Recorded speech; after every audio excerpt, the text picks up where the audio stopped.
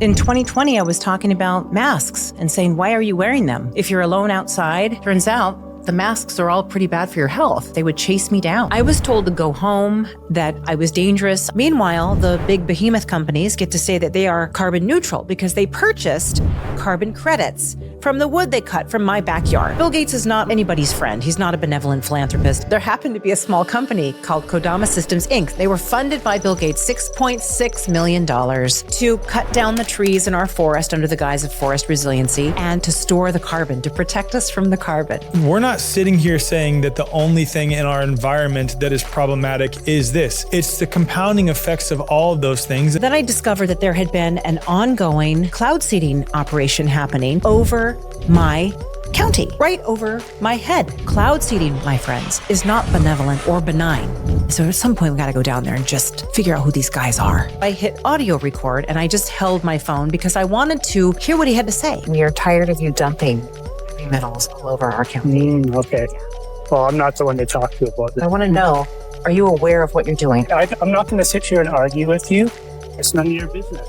It is my business because you're over my head dumping shit over our family. We can do more to become less dependent on this toxic system. Do you prefer to go by Mellow Kat? Oh, I'm Kathryn. Kathryn. Everyone calls me Kat. And then online, the joke was, and I've already explained it, but Mellow Kat. It's not, because I'm not mellow. I can be, but I'm very out there. Where did the name Mellow Kat come from? A friend that I met online named Farmer Jones now, and he laughed about my bullhorn, and I was always so intense when talking to him. So I have a very passionate side, and I get hot, and then I get over it really quickly. And he said, you need to give yourself a name like Mellow Kat, because I had a BitChute channel after being censored on YouTube. So I went with Mellow Kat. And now that more people know the name, it's kind of like, they're like, she's not very mellow. I'm like, well, that was sort of the joke, but yeah. I like it. Yeah. I like it. That's funny. What was your YouTube channel focused on at the time? Well, I actually was, in 2020, I was talking about masks and saying, why are you wearing them? If you're alone outside, don't wear them. And I think I was putting some videos on Facebook and I put them on YouTube as well because Facebook was censoring me. And you couldn't talk about any of this stuff. You couldn't talk about masks. In fact, YouTube removed a video where I was just talking about seeing somebody sitting on the ground by themselves outside wearing a mask. And I was saying, folks, you don't have to wear them. My husband had mentioned to me that there were some studies on masks with influenza. And he was the one who said, when the orders came out, wear a mask, the signs on the streets said, wear a mask or there's a fine of $100. And he said, this won't last. They're useless. And he told me about the studies for influenza and masking. And I looked into them, and turns out the masks are all pretty bad for your health. And you're not in a surgeon's office where there's an inflow of oxygen and you're wearing a sterile mask. People are touching them, hanging them on their, rear view mirrors, in their back pockets. They're fiddling with them all the time. And so it became insulting, even just going along to get along, which I did until June of 2020. And I had developed this really horrific papupustular rosacea. Wow. And it was so painful looking and really painful. I have some pictures that you wouldn't recognize me. And I decided I'm done. I couldn't put it on anymore. I was starting to get really angry. So I decided to take it off. And that was when the real battles began for me, because where I lived at the time, everybody was on board with all the rules, restrictions, all of it. I was in Santa Cruz. Okay. And I call it now Satan Cruz because that's how dark it felt to me. And that was also the first time I learned that a satanic temple existed. I never even knew there was such thing. But so there were people that, anyway, so that was the hardest time because people were militant and couldn't listen to reason and became I was very calm and kind in the beginning, trying to explain, I finally did get his doctor's note, so I didn't have to wear one because that was what you could do.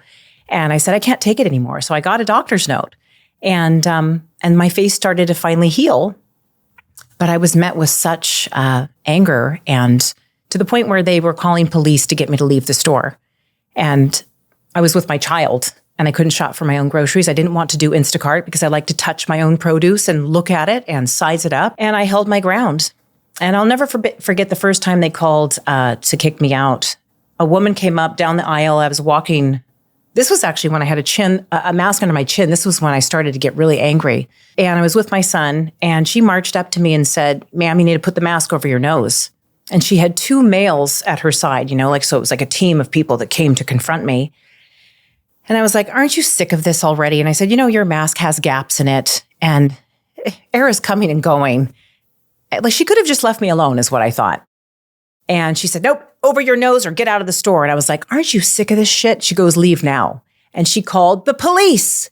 And so my son thought I was going to be arrested. And I will never forget, he was so little. He was in his pajamas, even he had cute little striped pajamas, and he'd hang out with me. He was, 6 or 7.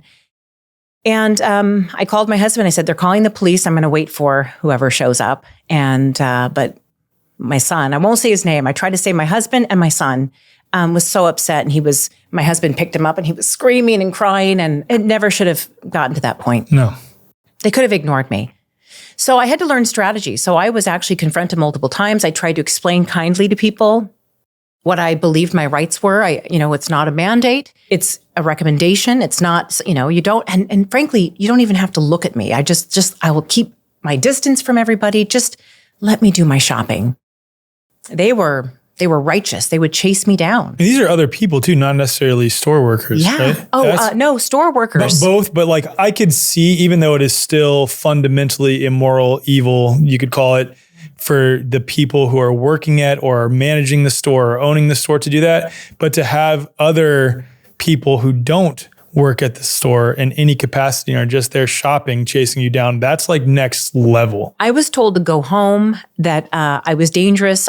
There's so many memories I have of people just saying you should be wearing a mask. But it was a lot of the employees, though, that really took it to the next level. They suddenly had this power to say, you can come in and you cannot, and I learned some strategy. I had a relationship with some people at a local store that was very friendly.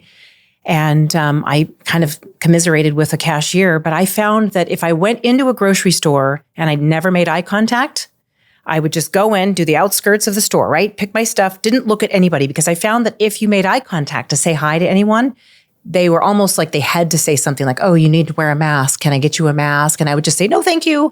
But I would not make eye contact. And that was the way I was able to get by. And I didn't shop as frequently. In fact, I became pretty depressed. I used to purchase my produce and wash it, spread it out, make incredible meals. And suddenly it was so much anxiety just sitting in my car waiting to go into the next store, right? Like, what is it going to be today? Just having to get yourself to prepared to go in state. And deal with, whatever it would be. So there were a few places that I knew I could go. One manager made an accommodation for me, except he walked with me as I shopped, which is just like, I don't need this, wild. right? It's just escorted like you're a prisoner. Yeah. That's on on bail or something. Yeah. So it was, that was an ordeal. But I'll tell you, it really made me stronger. And I started, because it was so insane and how absurd it was, how angry people would get. I had a woman actually at one little market. I walked in, a very small market in Seascape, and it was Seascape Foods. And I walked in and they said, "Oh no, you have to wear a mask." And I said, "Well, barely anyone's here. I just want to get a few things." And they got me out of that store. And so I asked to speak to the manager, the owner. And she came out and she was doing this. And I sat down on the edge of a fountain. So I was shorter than her, lower than her. So I didn't feel threatening. And I said, "Hi, I just want to get a few things. I don't wear masks anymore. I've got this that I'm dealing with." And she said, "Well, this is for your safety and our safety. We cannot let you at all." And so we talked for a while, but she kept me like this. She was very fear in her eyes. And I said, "Would you be willing to pick out a few things for me?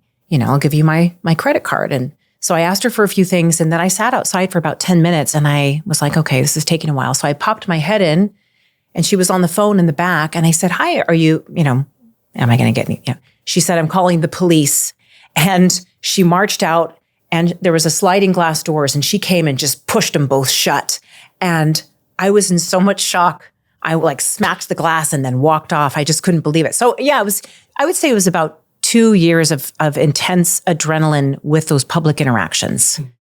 So. And at what point did you decide to just leave and move onto your property that you have now and grow food and all that? Well, we had moved there in 2020 we had planned on moving to Santa Cruz. Where are you from originally? Well, I'm from a different state. I'm from Washington State. Okay. I moved to California in my 20s to become a flight attendant for corporate jets out of Van Nuys Airport. So I did that for many, many years. I want to talk about that too, because you're mentioning off camera some interesting stuff. And then I met my husband. So when I say I've moved a lot. I mean, I moved all over Los Angeles for many years when I was flying. I did have a temporary 2-year getaway to Colorado. I tried to start a business with a girlfriend. That fell through. So I had a little detour for a couple of years, played around in Aspen. It was really fun. I worked like 5 different jobs to get by and afford living there. That's a gorgeous area. It's a lot to. Did you ski? Oh yes. Okay. I worked at Gucci in sales. Oh my God. To get a 2-day-a-week ski pass. It's so crazy how different Aspen is, because right over that same mountain pass is where I typically ski, Crested Butte. Yeah. And it's only about 10 to 15 miles as the crow flies. Yes. You would never in a million years find a Gucci store in Crested Butte. No, I know. It's like completely This is a whole other world different. out there. Yeah, Aspen is next level. It was high fur coats everywhere. Oh, absolutely. And you've got the Caribou Club. I was the coach-jet girl at the Caribou Club. Yep. I worked as a concierge at the Atlantic Aviation Lounge. Okay. I was flying for one client out of the it was airport. Oh, I was gonna say Yale. It's not Yale. It's I'm Vail. Sorry. Resorts. Vail, yeah. So I flew out of Vail for another client. So I was doing multiple things. And I'm a massage therapist. So when I was 20, when I was going to college to become actually a journalist, my mom said, have a trade. So they put me through massage school. So when I was 20 years old, and Washington's some of the best training there is. I think they're second to New York for the hourly requirements. And what's funny is that back when I was 20, I thought all the Reiki and the energy work was really woo-woo, and I didn't buy it. People were talking about grounding themselves on copper or something like that, right? To transfer the energy. And I just thought, that's silly. And it's amazing how much I've come around. I was too immature to understand that at the time. Look at you now. I know. So I got into the private jet world because I was a massage therapist. So you had asked me about moving. My husband and I met, believe it or not, on Match, because I was traveling the world when I was in my 20s up until I was in my early 30s. And when I became pregnant with my son, I stopped flying. Finally, I was about 5 months pregnant and I was like, I'm done. Tokyo and back's not going to fly for me anymore. So we were in, at the time, Pasadena. And that's where my son was born. And then he took he was doing a fellowship that year. So he was doing a training. He had just come out of the military as well. And so then he took his first gig in Fresno. And fantastic job. But then you find out big agriculture, you're stuck in this bowl. The air quality is terrible. 1 in 3 children have asthma, So I'm raising this little baby in this environment and they're spraying glyphosate everywhere and they're shaking almond trees and there's all the smell of human and cow manure that they're using on the fields. And so, sorry, Fresnoans, but I said, we can't do this forever. So we decided, we love Santa Cruz. We'd go up there every winter to ride the train and go to the beach, the Dream Inn. You got the little beach out there and do the Santa Cruz boardwalk. And so he got a job out in Capitola. But then, things started falling apart coming up on 2020. And we realized we may not be able to sell our house. So we got out of there lickety split. And he stayed in Airbnb. I took my son out to the rental home. I found a rental home finally in Seascape, Aptos. I loved it there, but it was just a hard time to be there because with an only child, thank God we had mice. We had 2 little mice that my son loved. And I have pictures of him on the patio looking around, trying to meet people for him. I just wanted him to have some friends. And the world was so weird. People would run away from us. Sorry, I'll gather it together here, but no, it's okay. People would run away when we would go outside and we would scooter without our masks on. And I was the woman that was, I'd see a mom riding bikes with her children. I'd say, oh, gosh, do you live in the area? Can we get together? And I remember having a couple of awkward outdoor play dates that were safe for them. And I mean, our local park, it was roped off. The beaches were closed. I was like, where are we going to meet people? So that really is what got me. So I got to the point where I really hit my limit, and I was just sick of that shit. Yeah. Unleash the parks. Understandably sick of that shit. And get rid of the signage and let kids play. It really does feel like, when we reflect back on that, like a hellish alternative reality nightmare that it's hard to imagine even occurred at that level, Well, and how quickly we forget. Yeah. Because I can go back now. I'm a documenter. So I took videos and pictures of everything, the signs, the ropes, the everything, all of the harassment, because I knew instinctively early on, this is bogus and this is weird. And now there's dots everywhere that people have to stand on. There's arrows in the grocery store. This is really, truly surreal. I felt like it was in a twilight zone. And we forget that. We've moved on. We're like, oh, we can finally breathe again. But I go back through those photos and I'm still processing. And I will never forget. Thankfully, there's a Substacker that still posts images and reminders. And I'm like, oh, thank you for doing that, because we cannot forget what we went through. It was brutal. Maybe not for everyone. Now I'm in a county in California in the mountains. I lived in Oklahoma at the time, and I will say, like, after the first 2 weeks, people acted like no big deal. Oh. But I was also in the Army, so when I would go onto the military installation, that was nightmarish for me, because I was like the only one looking to my left and right, like, how does no one see how absurd this is? Yeah. Yeah. So I feel you. It was militant where I was. And so, and also the cost of living skyrocketed. And my husband said, well, and at one point, he's a bone surgeon, so a orthopedic surgeon. So he doesn't do internal medicine, but the ambulatory surgery centers were closed for a little time. You know, our health officer was really hardcore as well. And so business was, he didn't have any work. People were forced to leave the county to get their surgeries. So that was actually impacting their health in a really negative way. And he said, I can't make it here like this. And it's so expensive. The cost of living skyrocketed for everyone. Yeah. And so I said, well, we're getting out of California, or we're going to go live near my sister in the mountains. And so he found a job out in where I live now, which is Tuolumne County out near Yosemite. And it's so beautiful. And it's funny because people were saying, you got to get to the mountains. You got to get out of the cities, right? And the way things came together, it's beautiful. So now I'm close to my sister and her family. I have a niece. So my son has a cousin, and that's good. Yeah. So it's really great. Do you have a lot of like-minded people in your area? More. Yes. Yeah. And they were sort of similar to you. They were like low key. There were a couple people that took it seriously, but most of the county was pretty relaxed. Yeah. I'll never forget driving to visit my sister from Santa Cruz and stopping at a gas station. I ran in to use the restroom. Like I always do, no mask, because I just stopped wearing one. I just refused to wear it. So June in 2020, I just stopped wearing it. And I saw there was no plexiglass and no mask on the cashier. And I went, oh, and I'll never forget how I felt, because I felt like I'd been in a prison. And I was like, oh my gosh, this exists, And so what a breath of fresh air. So I'm grateful that we went through the intensity that we went through, because I saw how bad it could get. And I went, this cannot happen here. And I started to learn while looking into studies and papers on what was happening, that this was just much more than just I call it COVID. This is more than just this virus, that this is when it was like cash only. There's a change shortage. So now you have to use your credit card. Now we want contactless payments, contactless exchanges. Order your things online. Let's give all the children laptops so we can track them and trace them on their laptops. Let's give everybody a digital health pass to check in for their place of business or school. And it was actually, I want to go back a little bit, because in that early 2020 and on, I became very outspoken because I wanted to defend my child and our children. And I saw what was happening with schools. I pulled my son out of school finally. Were you aware to anything prior to 2020? I don't want to go off on a tandem. You can just say yes or no. Yeah. So I was aware of actually the pharmaceutical industry. Okay. So you were already, so by the time 2020 came around, you had already done. Once been very trusting, very blind actually for a majority of his life, sadly. And it took me many, many years to finally look into that a bit more. I made excuses for the side effects. I thought that there was a night of arched back and screaming and shrieking that was inconsolable. And just after a well visit? And it was, there's a pentacell shot, which is like 5 things, okay? Diphtheria, tetanus, ciliary, pertussis, Hib, and IPV.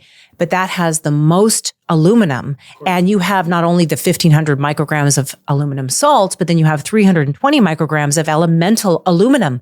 And hello, it's a neurotoxin. No wonder he started having progressive neurological disorder, like according to our pediatrician.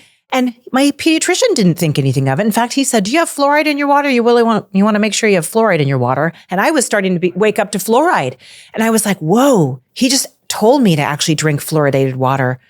this is crazy, So Quick thing on the aluminum, if I may, Yeah. just because I think this is such an important piece. In order to claim that aluminum hydroxide and aluminum phosphate are safe when injected, they base that off of two studies. Yes. Two studies. One is Mitkiss and one is Flaren's. Yeah. And I don't remember which one is which, but I wrote an article about this that was published in Pathways magazine, a chiropractic magazine.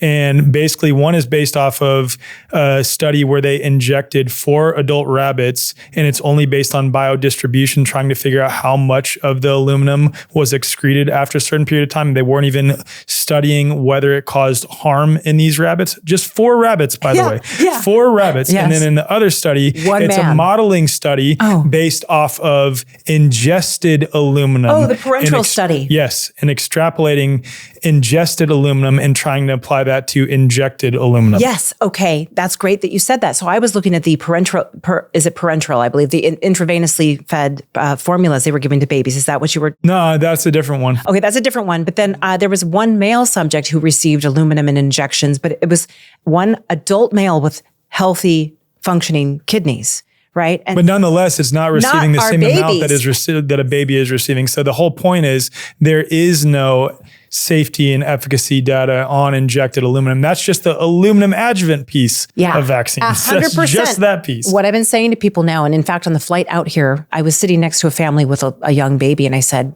unsolicited advice here, but for what it's worth, let me share. And I shared with them just a few basic things. And the main thing I tried to let them know is ask for a package insert. It's not the handout you get at the doctor's. It's from the inside of the vaccine box. And it's that tedious, lengthy, fine print. You have to really read it carefully. But I said, go to the description of it and then look up every single component for yourself. My son was injected with, animal DNA, human DNA, all the excipients that are highly toxic, formaldehyde, I could go on and on, polysorbate AD. But then also he was two of the rotavirus inoculations that he got were contaminated with porcine circovirus, which is essentially pig DNA. And the FDA admits this, and they're like, well, we're not really sure of, the effects. And so far, nothing is alarming. I said, yeah, they don't know yet. They haven't examined it yet. But at what point does that interact with anything else? I don't know. Laughable to me when they say, so far, there's no alarm yet. Yeah. And then also there's the whole virus theory, right? And I'm even there now. I'm too. very outspoken about that. And So, I'm now very, very open to everything. I think everything should be on the table. And I'm not going to say, well, that's true or false. I just know that we've been lied to for a very, very, very long time. And we should really question everything. And I don't care if it makes you look or sound silly. And I really don't like it when people say, oh, that's just crazy. And you're a, tinfoil hat. I just said, put it on the table. We should all question all of it. Yeah, question all of it. Absolutely, considering what's happened. So, okay, to go back, go back tell us about where we are because I'm good at doing that. That's my job in this. So you started speaking out about what was going on in 2020. Yes. Yeah. So at the time, I thought, Bobby Kennedy was outspoken. Del Bigtree was very outspoken. I was so grateful for Del's voice at that time. And I was a full-time volunteer. I say full-time because this is what I did every day. I was advocating for our children's right to, one, go back to school without the masks, right? And then and to reopen schools. But then, so I started helping CHD with intake forms. So around the state of California, teachers and students and parents could submit their issues that they were having with their school's requirements, whether it's masking, testing, or whatever it was. And the inevitable vaccine would come later, So I was then reaching out to and speaking with parents and helping them with their right to refuse, which referenced the 2 laws we discussed before this started, where we were talking about experimental products. You have a right to refuse. You 21 just do. USC 360 BBB-3. Yeah. It just hit me what it was. Good. And then the other one, we were speaking offline. This specifically pertained to service members, and it was 10 USC 1107 alpha. I don't know. Those just came back to me. Yeah. It does when you need it. No. So I was helping them refuse, and there were some great draft letters we were giving to them to write to and to submit their request to opt out. And this is interesting because this is where I got to see different schools in different districts rolling out what now we know were the reopening guidelines. And what I learned was, these schools have the same guidelines. And I realized they were getting funding. if you take the funding and our support, you have to then post your reopening guidelines, which have these requirements for your students to attend. And schools were then doing the daily pass, the color pass. So they were already getting students with their ID to check in each day with their symptoms and to check in each day with their test results. It was sickening. So I watched what was happening and I saw how certain areas did it later on. So it was almost like they were starting, it was like this flow, this ripple effect, this trickle down effect. What I found is that actually the more conservative counties were slower to doing this. So that was interesting for me as well. So there were some schools that were on top of it and that it was the same thing, the same reopening guidelines. And I went, who is rolling these out? This is so strange. So I was protesting with friends. In fact, I met my tribe out there because I was so desperate to meet someone that there was a group I learned about that was holding down the beaches and they were like, keep the beaches open. And I went, okay, I have to meet these people. And they have memories of many of the people that were there remember me showing up with my little pickled face, and how I was just new to the area. And now they're like, wow, look at what you're doing now, But anyway, so they became my family and there was live music every weekend. We had a local band that would play, Funky Fathers and the Freedom Foundation. They just came out with their first album and it's all nostalgic stuff for me because it was, they'd sing about our health officer, Gail to jail, Gail to jail, so we'd all dance by the fire and there would be some standoffs, police tension. They were trying to get us to leave the beach and many of the men and women got into it a bit more than I did because I wouldn't stay as late as they did. But but that was my tribe. In fact, it became the most social year of my life. 2020, we had a fantastic, massive Christmas party and New Year's, and we all rang in the New Year's together. And we had movie nights. That was when a friend of mine said, you have to watch The Matrix because this is what we're in right now. So anyway, I think I barely watched it, but it's funny. They were very much more awake than I was, but I came along but they were my family. We had potlucks. We had women's gatherings. We did yoga together. We did a lot together. So it was actually a wonderful year. But then after a couple of years, I think everybody starts to get burnt out on the baloney. And some people were arrested and had real trouble with the arrests. And so there was that. And so we were dealing with arrests and people got depressed. People started to move away. And so the groups kind of dissipated. But we had some fabulous prepper groups and some groups are still going, but they're a bit smaller. Obviously the pressure's off. So there's not the same desire to come together quite as much as we did during 2020, 2021. But no, I'll never forget that year. Anyway. Thank you for sharing all that context. That was really cool. And it's helpful because it's like, for me, what comes up, and I'll say this is a shameless plug for our platform, is we've created a platform that is a private membership association that allows you to find like-minded people near you just by typing in your zip or postal code, no matter where you are across the world. And it's interesting because we have 2,000 people on there right now, and we just launched it a few months ago, about half a year ago now. And it's great, but it's like people don't have that pressure to connect. But the ironic thing is when something happens, whether it's a new psyop, a new quote unquote virus, or some event that happens with a quote unquote domestic terrorist who's an illegal immigrant that necessitates the rollout of digital IDs and things like this, you're going to want your local community. You're going to want to know who's to your left and your right that's like-minded. And that's why I always say, like, it's better to get on a platform like this now and use these tools now so you have those established relationships. So you're not having to claw and fight and reach around and be like, I don't feel like I have anyone near me who gets it. Establish those relationships now. It's incredibly important. Just wanted to throw that in there. No, I'm glad you did. And actually, that's a really important thing to have. And I just got your email because I did sign up. I sort of delete bulk emails, but I did read it and I went, oh, this is exactly what we need to be doing, is finding your tribe now, especially when things are a little more relaxed, because there will be more coming. We know that. It's going to be, you get the break, they go in hard, they pull back a little bit, you get to rest, and then they go in a little harder, they take a little bit more. And that's the formula that we're seeing, the patterns. And so absolutely, I more kept to myself these days. I wanted to get out of the system when I moved to the mountains, and I was like, okay, I'm going to start a garden. And I'm going to get some chickens and I'm going to be self-sufficient, not off the grid yet, right? My husband would never go for it. So I also have to work with my partner, right? He likes comfort and he likes his access to the internet, right? So there's a lot of, and also, that's a whole other story there, but I was with a partner who also saw some things along with me, like the masks were baloney. It was all over the top, but he wanted to comply to get by because he didn't like the tension. I think now he probably wouldn't do it quite that way because he was like, just wear it to get in. Just don't create the strife. It was stressful for people. But he didn't see the bigger picture of the coordination, the global coordination of what they were doing to all of us and the intentional shutdowns of the mom and pop businesses. They undermined.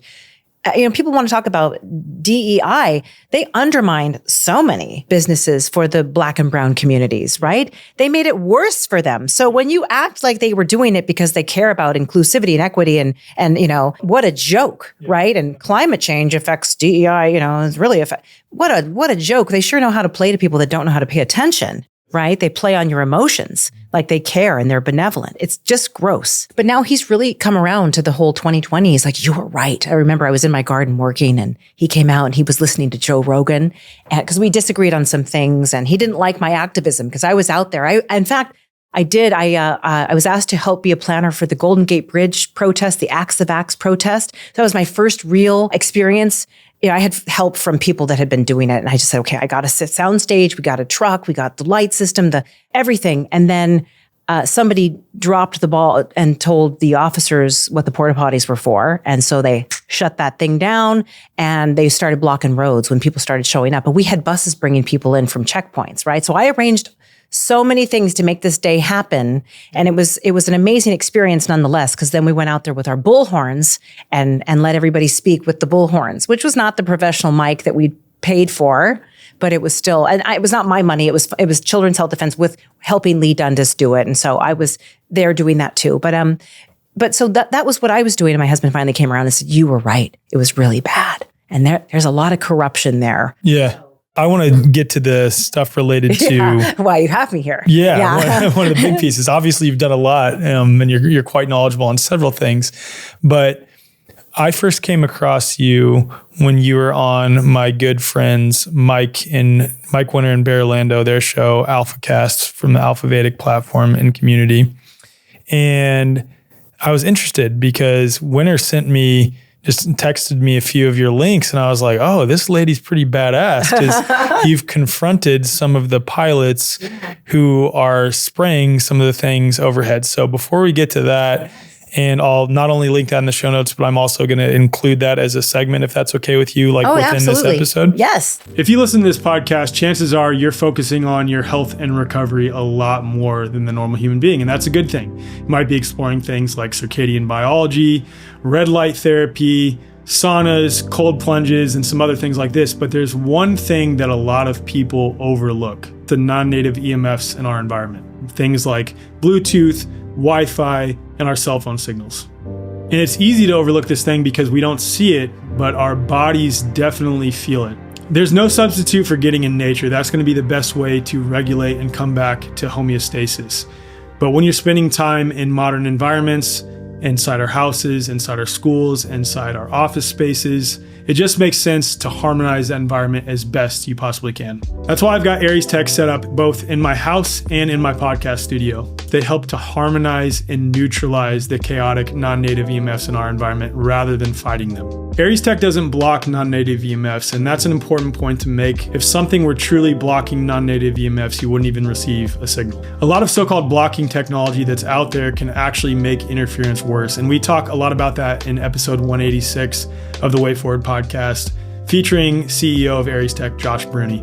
I was genuinely impressed with some of the studies that have been done on Aries Tech, especially the ones that have been done on professional athletes, and you can learn all about those on their website, or just head to the show notes. We'll have it linked there. This is all about being aware of the harmful effects of non-native EMFs, but not being fearful. But more importantly, doing something, helping to create a more clear, clean, living and work environment. So if you'd like to try Aries Tech out, go to ariestech.com or just head to the show notes and be sure to enter code TWF25 at checkout, and that'll give you 25% off your order. I'd like to know how you even became aware of what's happening in our skies in the first place. Excellent question. I first learned about the term chemtrails after having my son. So it was like in his first few years of life. Okay. So I went from working full time, jet setting, right, to then being a stay-at-home homemaker. So we'd be outside having adventures. And that's when I first watched in Fresno grid patterns, early morning, be a beautiful morning, and then you'd start to see the grid. And then the grid would spread. And then by 4 or 5 o'clock, it was just a whiteout. And I watched that for, quite a while. And then I made a comment to somebody at a local food market, Lassen's, it was what it was called. They're closed now. But, and it was a cashier. And I just said, do you see this? Like, I didn't even know that there was a thing called geoengineering. Okay. I'd never even heard the term, let alone chemtrails. You're just starting to pay attention more and you're skeptical of like, okay, well, what's that? I was like, wow. Yeah. It was enough for me to go, whoa, this is wow. Yeah. Right. Forecast calls for bright sunny day, and then I'm seeing these planes fly across. It was sunny, and now all of a sudden it's not. Yeah, so it's hazy. She was the one who said, "Oh, those are chemtrails." Like it was no big thing, and I went, "Chemtrails?" And so I went home, and then I started looking into it. And of course, you find Dane Wigington, right, who's out there, and he's from Geoengineering Watch. Yeah. Yep. And so I started to get a little more informed. And I remember bringing it up on Facebook. By the way, I'm off of all social media, Instagram, Facebook. I started a Twitter account, but I never use it. It was with a friend's address and number. So where was I? Oh, yes. So I put it on social media and I was so mocked. And it was just like, oh, you idiot. And I was like, oh, okay. Well, maybe I'm a little out there then. I'll just take that down. I was a little shy back then. This is before Convid, okay? So I was already aware of them, but I let that go.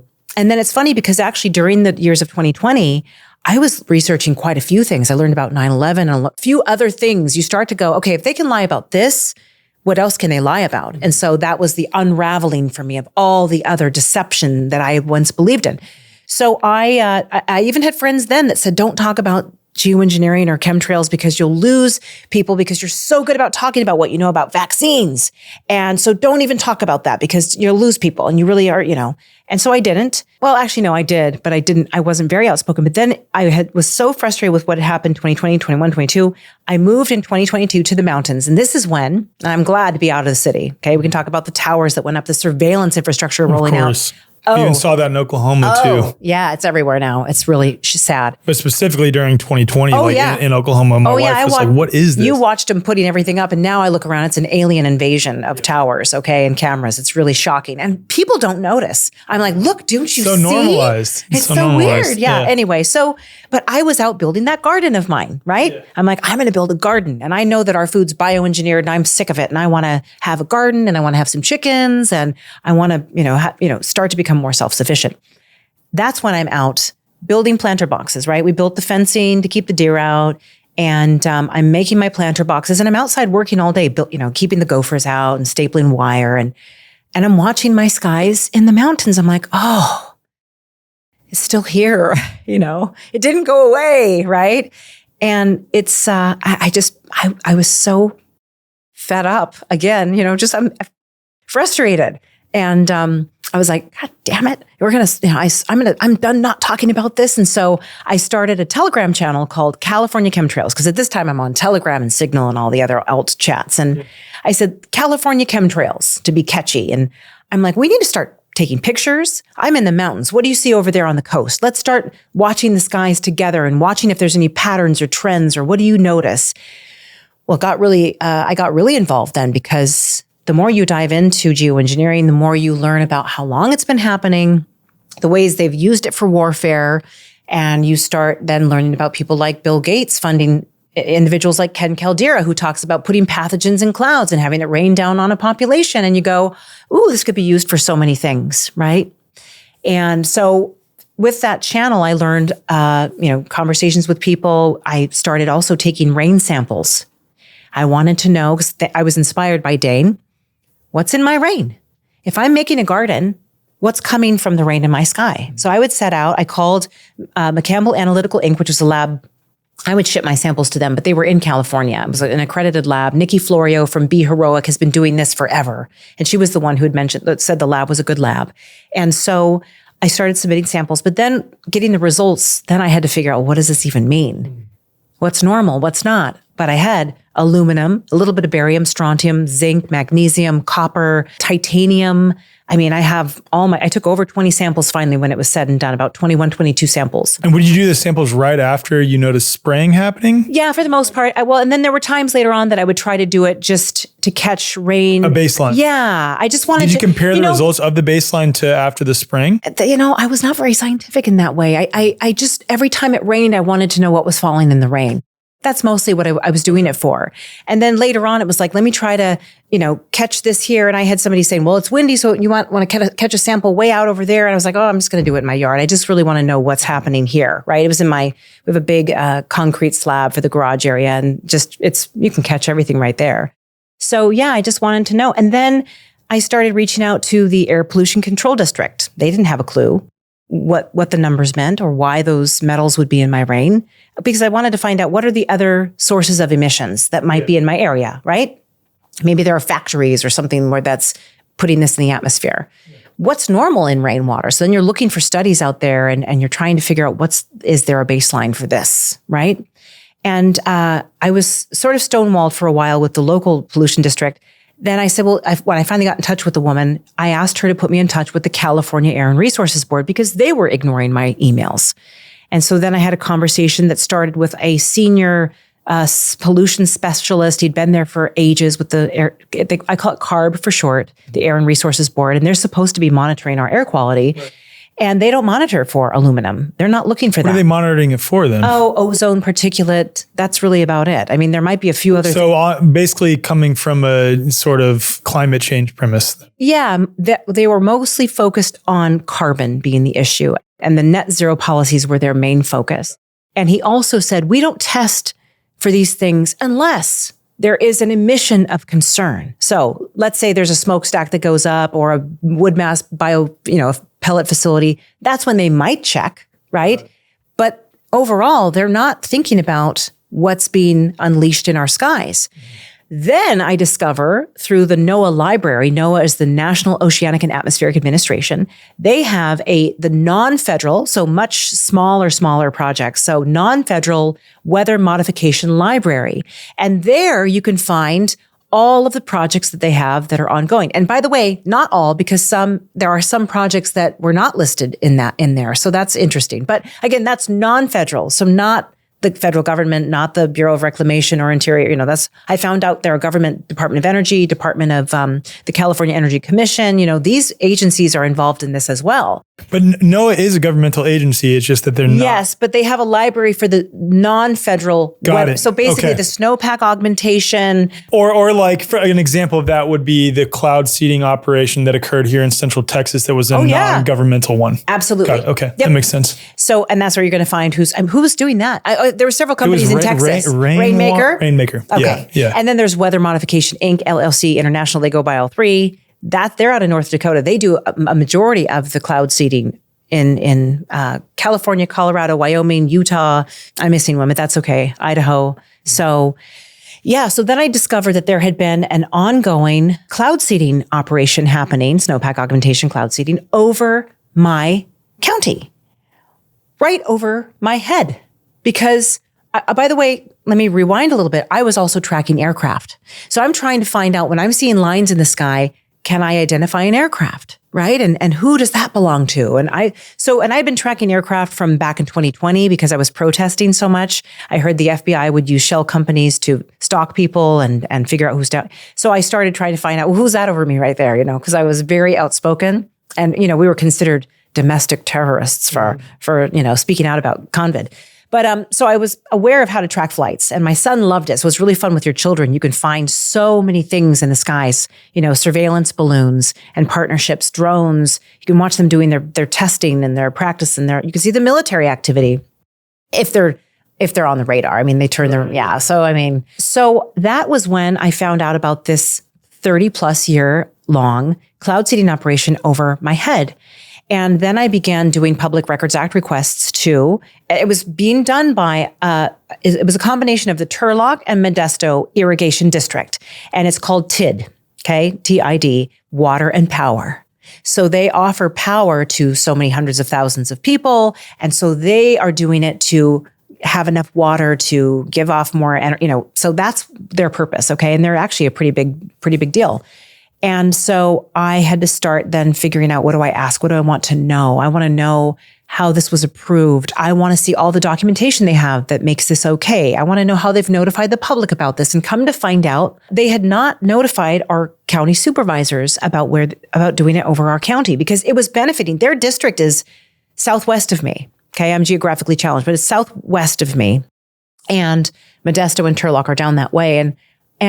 But they never notified that they were going to be dousing our heads with. Before we even get to that, can you tell me about, because you mentioned that you were looking up, why are they even doing this? How do we know that this is an effective way to make it rain? Should we be trying to manipulate the weather to make it rain? What have you found in relation to all those questions? Well, bring me back in if this doesn't answer your question. So cloud seeding and snowpack augmentation is not the same thing as the high altitude persistent lines that many people observe typically. Okay. Right. The cloud seeding is not that. That's a component of modifying weather, right? And this is one of the projects I got into because I wanted to know anything and everything that was happening in my skies and why I had metals in my rain. So that was where my investigation deepened. Okay. So I want to make that clear. People are like, oh, those lines I saw too. And I'm like, no, it's different. Cloud seeders operate between 10 and 15,000 feet. Now, here's the thing. I believe that they've had programs that are doing the solar radiation modification, or they call it sunlight reflection methods, whatever they want to call it next Tuesday. It doesn't matter. There's multiple names. People will correct you like, oh, this is the appropriate term. Listen, it's modifying the environment, period. And what I believe to be happening is you can induce drought. When you put too much particulate in the atmosphere, you can actually make it so it doesn't rain. And then you can hire these little cloud seeders to come in and help divert and make it rain in certain areas. And what bothers me about the state of California is that you have landowners that own the water rights beneath their land. And you have even foreign countries that own water rights in our state. And you've got the Resnick family, Palm Wonderful, who owns water rights. And so it's like, this is where whoever has the most wealth and the means to pay for it can then generate some extra drizzle over their heads. Now, some people would say it's not very successful. I don't know. I mean, I haven't dived into the science all that much, but they're still doing it. Of course. And I think when I covered it with Dr. Rob Williams, that was such a fantastic conversation. I forget the exact terminology he uses, though, and it makes sense to me. They inject the particulates into the atmosphere, and then they blast it with some sort of frequency sometimes that causes the weather to do a certain thing based on whatever that frequency is, which is either dump or cause a drought in that area. And this is publicly available information. It's just kept very hidden or obfuscated, you could say. What's incredible is there are so many ways they can, wildfires, making flooding, they can manipulate hurricanes. One of the things I like to talk about is how NOAA has a 70-year anniversary of seeding their first hurricane. And they had this massive, I think it was like a Lockheed Orion. And guess what I see now over the hurricanes that are brewing? They've got their Lockheed Orion going right into the storm at like 10,000, 12,000 feet, maybe even lower. And if they were seeding hurricanes 70 years ago, and by the way, Ariana Masters on Substack is doing a wonderful job looking at radar every day. He's so rad. Yeah. And she's been covering this recent one. I've missed out on this one, but she said, NOAA's going offline. There is breaks where like 8 hours, 18 hours, whatever the numbers were, that there's no information there. And then it comes back online and suddenly like it's picked up in size and speed and it's going at a 90-degree angle. Or stalling in ways that we've never witnessed before or something like this. On. Yeah. So, and then you find out, so that she's great. And so, but I was noticing that over the hurricanes like Milton and the ones coming over into Florida, and then I was noticing that Lockheed NOAA aircraft were in the storm. And then they had a Gulfstream, I think 5, that was at 42,000 feet.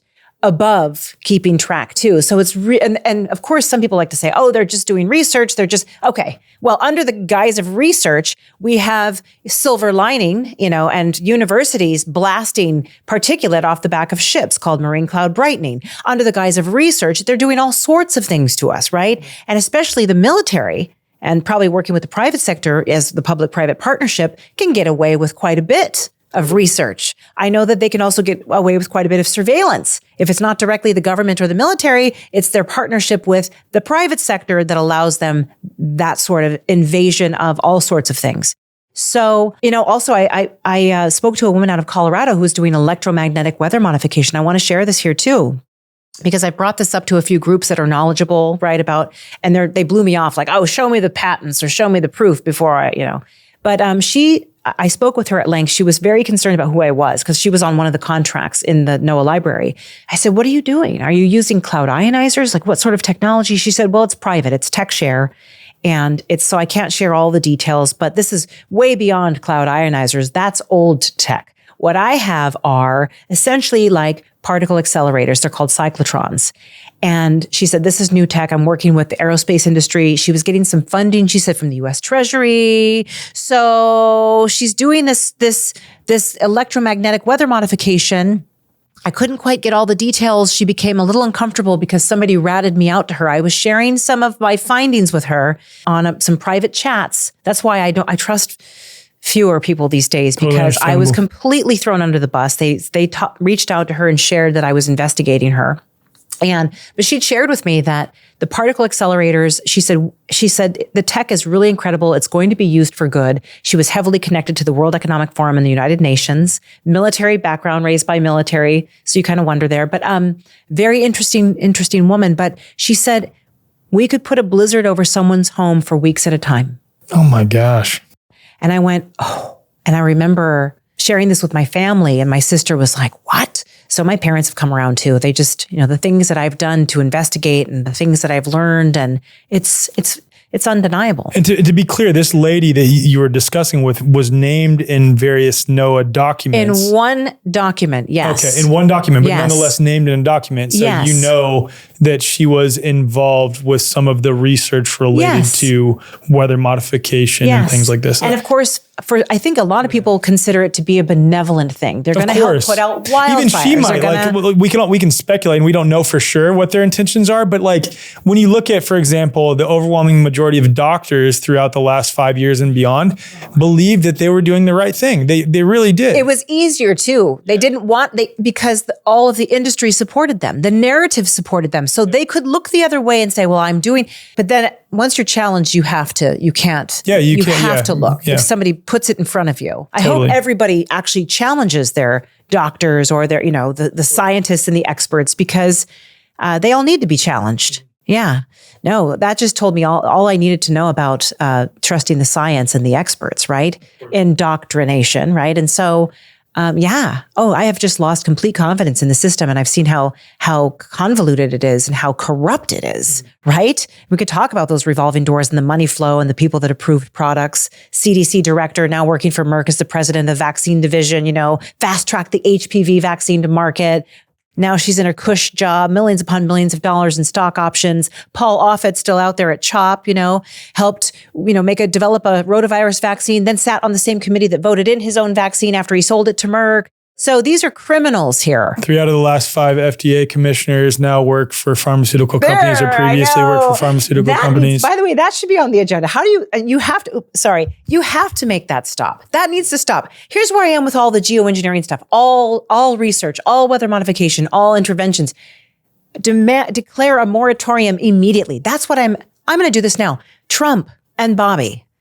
Declare a moratorium on all forms of weather modification research, experimentation, all of it.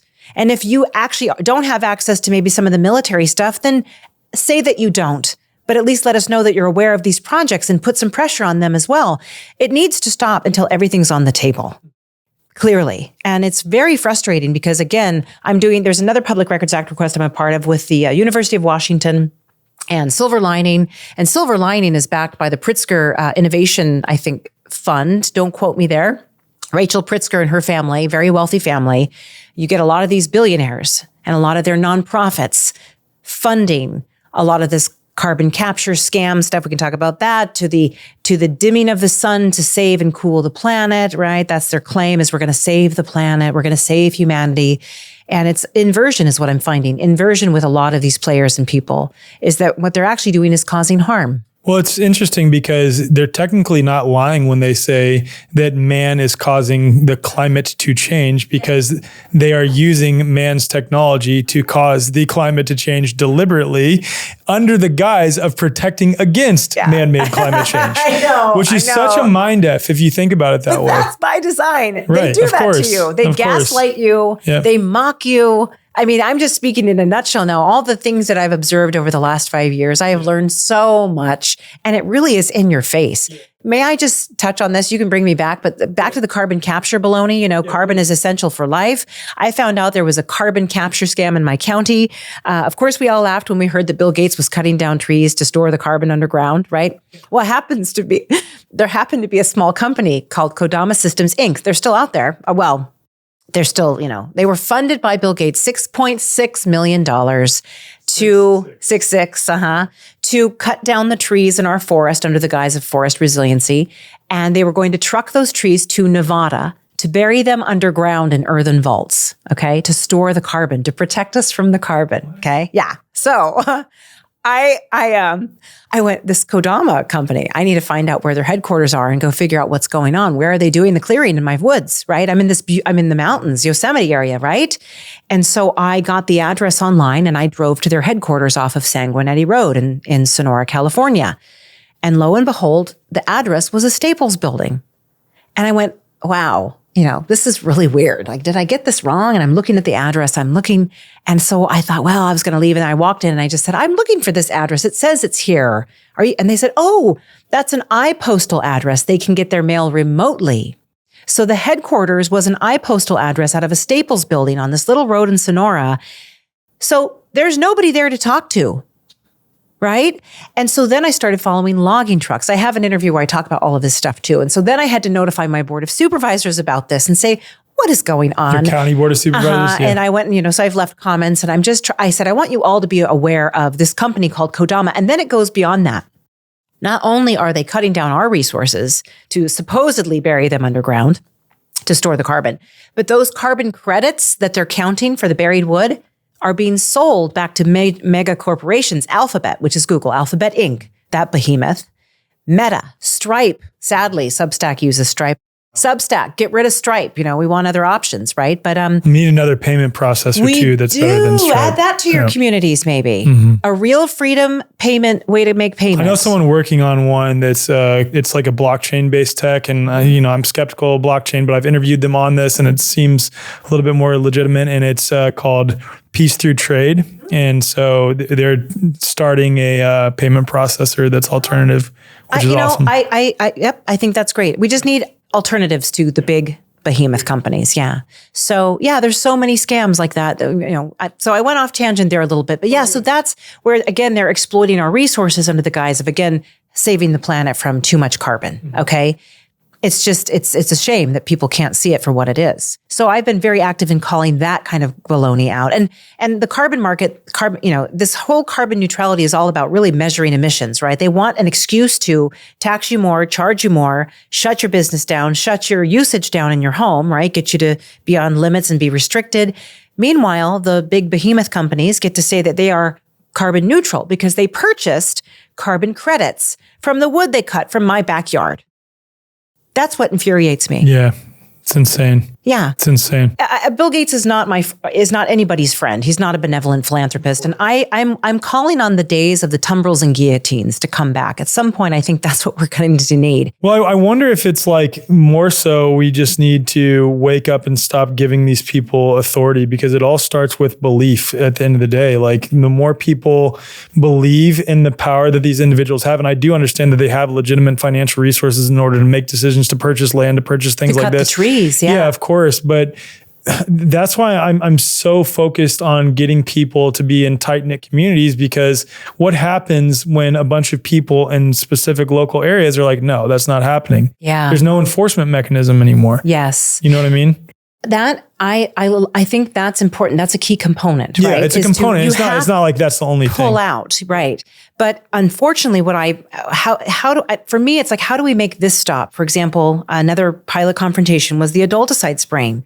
So an aircraft takes off out of Sacramento. They fly south, to Turlock and Modesto area, and they start doing sweeps with a toxic nerve agent that the pilot admits to me in the conversation. I confronted that pilot before my confrontation with this cloud seeding pilot. So this is a different pilot you've confronted. It's not my first dog. And he admitted that he is spraying this nerve agent. Absolutely. And what was it for? What was the claim? It was to help protect us from mosquitoes. What? He said. And what is the substance that they're spraying? Dibrom. Dibrom. Active ingredient, NALED. And I always that's say known to be a nerve agent? It is an organophosphate pesticide. And he was the one that said to me that these organophosphate pesticides inhibit so many things within the body that is disruptive. So the pilot is saying this. Told so me. he knew I have exactly an what he audio was recording. spraying. Yes, but he said that the spray is calibrated just so it only kills the mosquitoes. And then you have to wonder, okay, so yes, 5G towers are killing the bees, but what else is killing the bees? We're spraying poisons over people. When you're feeling sick, they're spraying poisons. I actually filmed live because I was filming some of my flight radar searches, another aircraft doing very distinct patterns, 450 feet above the ground. This is a helicopter this time. And you find out they're spraying more pesticides. And it was right next to a turkey and chicken farm. This is around the time that people were like, bird flu is something. Of Bird course. flu is Of baloney. course. Yes. We Nonsense. know this. So anyway, so I agree with you that yes, it's the power of your mind and willing it away. Like here's where I think power of your belief is like, I'm not going to let that penetrate me. I'm not going to let that ruin my day. I'm not going to let that diminish my spirit. I'm not going to let that keep me from the things that I love, right? That's the power of, I'm not going to let it in. It's not going to harm me in the way, I won't let it harm me. My body's resilient. It can get through this, right? There's so much power in that. I 100% agree with that. But when they are physically actually doing it, that's what needs to stop. That's Totally why agree. I confronted. So that was my first pilot confrontation. Actually, I drove out 2 hours plus hours to Sacramento Airport. It was a private airport, the McClellan Airport. And I had been tracking this plane. And you were watching its flight patterns, right? Yes, for days. You need a tail number and everything. Yeah. And also you have something called the mosquito spray alert. So if you sign up for your mosquito vector control district, in California at least, they should give you a spray alert. So they'll tell you what portions of the map are going to be sprayed at what time. So that's when I got on my flight radar and I hovered in right over those sections and I waited for that time. And and you can tell very distinct patterns when the plane is doing this. At a certain altitude, you just know. And they're going over the exact areas and maybe a little bit more of what they had mentioned in the spray alerts. And they're over universities, schools, farms, businesses, bodies of water, bird sanctuaries. You're like, what are they doing? Insane. Well, it's operating from the same premise that, glyphosate is not going to be harmful to human beings because it's in such small quantities. That is absolutely absurd. It's an anti-life product. 100%. That's literally what it is. It's the same thing as this. And let me just touch on that and say that Monsanto had ghostwriters helping write those studies that said the glyphosate was safe. So they're all liars. Again, they're all in bed with each other. EPA, FDA, CDC. By the way, another thing for your viewers, I would love for them to know is the CDC has the CDC Foundation. Look up who the main partners and sponsors are. Big pharma, tech, military, banking, you name it, all the bad boys. Same thing for the Foundation for the NIH. Okay, same players. They're all in bed together. I've been saying, I don't respect them. I don't trust them. I listen to nothing that they say anymore. In fact, it's amazing because I've gone full blown. I've become a complete anti-vaxxer. I will never give my animals or my child or myself another injection over my dead body. Period. And you know what? My cats I have 2 beautiful cats, completely unjabbed, inside, outside all the time, surrounded by raccoons and nature and wildlife. And you know what? They're big and they're beautiful. I gave them raw diet. They're like they're magnificent cats, right? I mean, and now I have a little puppy. She's already on raw diet. It's amazing. And she's going to be great. And everyone's afraid of these viruses that they're going to get. And I said, no, watch this puppy. You watch this puppy survive and thrive and just kick some ass. Yeah. And I can't wait to be like, still nothing. No live poisons. To be like 18 to 20 years old and be like, wait, what? Yeah. This is normal for a dog? So, yeah. So that's the other pilot confrontation. So, yes. So you have a lot of different things at play all the time. And so what I have been trying to show people is what's happening in the world is so big and so overwhelming. Sometimes it can be so disheartening, but you can just focus on your backyard, focus on making the connections that you can locally. Find your local farmer. Maybe learn to grow something, start one, like do tomatoes, have your friend do another crop and start sharing. Start trying to learn the skills that they took out of our schools, right? How to cook, how to preserve food, how to sew, how to fix things, how to build something, how to fix your own electrical system, whatever it might be, right? Those are the things we can start doing. And it can be, again, overwhelming, but it's like bit by bit by bit. Each day, each week, maybe a little something more, and you're going to start over time. You look back and go, wow, I did that. Yes. Like I look at my garden now, and I go, wow, I did that. whoa, that was a lot of work. I terraced it. I did this to it. And it's daunting when you think about the finished product, but it's always a little bit of love and a little bit of work here and there. You give it a full 12-hour day and then you come in another 12-hour day and then you get to reap some rewards for a while, So I'm hoping to just have people focus on what is manageable, and that's your own backyard. So when it comes to the many issues that I'm hot to trot about on my channel, on my Substack, it's the food, it's the cameras that are being put up, it's the towers, it's the adulticide spraying programs, it's the cloud seeding, whatever it might be. You can just focus on your own backyard, and I promise you, your hands will be full, but you'll be much more effective engaging locally than you will be if you try to sign a petition for a global thing. 100%. This is such an important point. And after this, I would like to just play real quick that 15-minute audio clip of you confronting that pilot. And I'll Because tell I you what really led think up to people it need to too. hear it. I can tell you all. Yeah. So for me, it's like, I think a lot of what is happening, obviously we know the mainstream media is corrupt, but at this point, there's also a rising mainstream alternative media. That's a term coined by David Icke.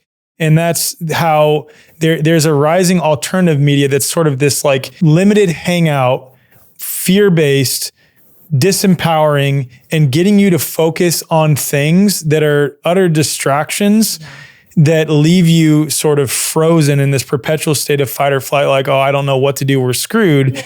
Not focusing on what is happening in your immediate environment, inside you first, inside your family and your home next, and then inside your friend groups, and then your local community.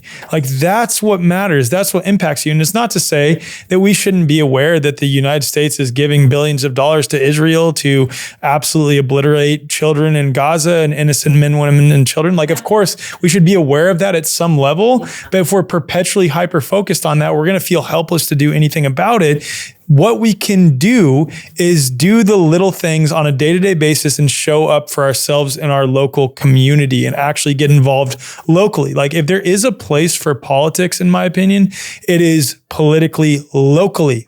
That's it. Like, I think both sides have been bought out at the federal level for a long time, especially if you look at the reality that the U.S. government is a fictitious corporation over the top of what were individual nation states in the republic. Like, that's a whole separate conversation. But the point is, that is all one big distraction that is sucking our energy and time and resources. And we should be concerned with what is happening in our immediate environment. 100%.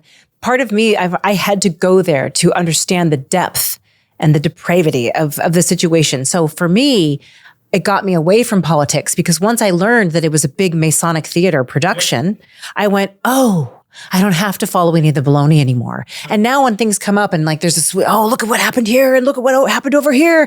And I'm like, oh man, we've already forgotten about Fauci. He still walks. We've already forgotten about all these players that caused strife and acrimony in your lives, that caused harm, that knew they were causing harm. And we're going to move on to the next manufactured catastrophe, let alone the weather. I mean, like it's one thing after the next, boom, boom, boom, boom, boom, boom, boom. So it's good to know, right? Because there's some things that I've dived into that people are like, oh, that's a waste of time. And I said, actually, for me, it wasn't, because what it helped me understand was just how much of a theater this all is. And just the depth of the lies. And now I understand that I am just going to rid myself of all of it, in the sense that I'm going to not participate in that anymore. And that maybe it makes you more inclined to stop paying your taxes discreetly or in ways that you can. Or maybe you start doing cash business deals, or maybe you start trading and bartering again. Or maybe so totally. That is what it will do for you. So learning the depth of the baloney for me has helped me go, okay, now I know how I want my son to be exposed to some skills. I want him to be aware of the programming, so that when he's watching it or happens to be participating in it with his friends or his peer group, he'll be aware, like, oh yeah, I see that for what it is, but we can still have a good time and hang out, because we have to find that balance. We can't be hermits. I don't want to go off grid completely. I like my hot showers, and I don't know how, I'm not very techie, and I would need help with the setup, and my husband doesn't want the off grid stuff, but we can do more to become less dependent on this toxic system. And yeah, you mentioned Israel. I'm so frustrated with all the money we spend on these stupid wars and all the weapons. And what I've been saying to people too is get your little piece of land, even if it's just a small home or even your condo, and start growing some plants and some herbs. Maybe learn more about the homeopathic remedies, the herbal remedies, right? Homemade teas, drying things, saving things, seed saving. I started seed saving. That was exciting, right? And then I'm still learning. I don't have a natural green thumb, so I throw things in the ground sometimes. But you're trying though. Yeah. That's what I had a matters. garden that was off the charts though, but I was gone this last summer, so I ran out of time. And then this whole confrontation got so big, and I had all these old people reaching out to me and saying, we saw this it went on this channel and that channel. And so my garden suffered this year. Okay. But that said, so you're doing a lot of important work Yeah. though. So before we play that clip, can Yes. you just talk to me about the lead up to that situation? Yes.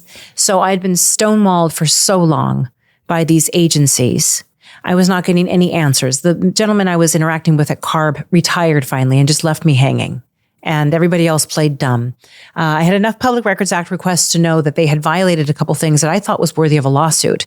I was very disappointed in the efforts to get anything done in terms of a lawsuit. There were some people that were talking about it and then sort of distracted away from it. If you frequently tune into The Way Forward, you know that I strongly believe chronic and recurring stress is one of the leading causes of illness. And unfortunately, stress has become a commonplace experience for many of us in the modern world. Did you know that magnesium plays a crucial role in managing stress? It's essential for ensuring adequate hydration of your body's waters, regulating stress hormones like cortisol, balancing our nervous and hormonal systems, and producing the relaxing neurotransmitter GABA. Unfortunately, most magnesium supplements you'll find in health stores use only the two cheapest synthetic forms of magnesium. And since they're not full spectrum, they won't help with your magnesium deficiency or do much to support your health. There are actually 7 key forms of magnesium, and you must get all of them if you want to experience its calming, stress balancing effects. That's why I only recommend Magnesium Breakthrough by Bioptimizers. It's the only organic full-spectrum magnesium supplement that includes 7 unique forms of magnesium for stress resilience, better sleep, and better hydration, all in one bottle. For those interested, you can try Magnesium Breakthrough with an exclusive offer. Just go to bioptimizers.com/Alec or head to the show notes and use promo code ALEC10 during checkout to save 10% on your order. When you say they violated though, real quick, was it that there was certain parameters they were supposed to follow within? Great question. It leads me into this. This company, TID, this organization, the 2 irrigation districts, have been doing this for over 30 years. And it's their whole ongoing, they keep doing it based on this very outdated environmental impact report from 1990, which in this environmental impact report, all they talked about was, we're going to do these areas, we're going to use silver and some other salt. Okay. Silver-iodide? Yeah, silver-iodide. We're hoping that that'll be okay. We're hoping that this should, here are the potential impacts. There's some that are unknown, but we think it's primarily safe, but we're going to just go on this and hope for the best, right? If they change any scope of if they change the territory they're spraying over, if they change the ingredients that they're using, they are required, and make this very public for all the lawyers listening out there that want to help, for support, because you care. They're required to update the environmental impact report to accommodate for the variety of metals, salts, whatever they could be using. The MSDS sheets for the flares, they did not offer those up readily. I called the company. I called Weather Modification multiple times, never got a call back. Jody Fisher was the one I called out at the time, and his partner. And I contacted TID and I did a Public Records Act request, but in all the shuffle of documents I was getting, I never got the information on what they were spraying. Come to find out, thanks to my sister who went the extra mile. And she then was like, I really want to know. And the woman at TID didn't know. And she called also the flares company. And she finally got the MSDS sheets for both the ejectable and the burn in place flares. And they contained both 8 proprietary and trade secret components. So that's not just silver iodide, and it's not just a salt. You've got 6 other somethings unaccounted for. Bismuth trioxide, I think, is one potential one, because I was trying to look up the micrograms per this, I was like, what has that limit? And I found that's sort of a yellowy powdery substance, but what's in the rest of the flares? We don't know. There's no transparency. So cloud seeding, my friends, is not benevolent or benign. Weather Modification International does most of the seeding for these major states, okay? And so we need to have some transparency, right? There was a hearing for Wyoming recently, or a discussion. I forget what it was. I missed it. I was coming here. And Rainmaker, Dorico, was trying to sell everybody on it. It's just silver-iodide, but there was no disclosure of actually what was included in the flares. Yeah. We need to and demand. Those are going out each time. We need to demand all of it, because most traditional flares are comprised of roughly 70% aluminum and zinc powders, because the aluminum and zinc work together they're like propellants, and they're used to disperse the silver iodide. They're also using titanium dioxide nanoparticles. So could that be why I had titanium in my rain? I'd like to know. I had a lot of titanium. Why? No answers. So it was all of that frustration of like, we might have a lawsuit, we might have this, we might have that. And I couldn't get the support that I needed from the legal team that was kind of talking about doing it, because there was nothing really happening for a couple of years. And I just went, oh, and I could hear them over my house. They do these figure eights over my house and down to like Groveland. And, so they're all, and I was just so fed up. I told my girlfriend, I said, at some point we got to go down there and just figure out who these guys are, and talk to them. And so it was one evening, my son, this is why I could do it. My son was at a sleepover. He wasn't at my house. He was at a sleepover. So I was home alone.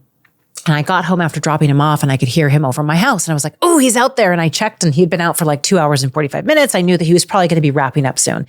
And he's flying out about an hour away from me, the airport, out of Modesto. You already knew the airport he was flying out of. Yeah. He had the same pattern, He'd go to a couple places. He'd go up over my house. How many times a week? Oh, it varies. There's no real rhyme or reason. It's sort of like, I would say between 2 to 10 times a month they might go out, but they'll go out sometimes twice a day, 3 to 4 hours. I would say 3 hours at a time, roughly twice a day, right? That's pretty consistent.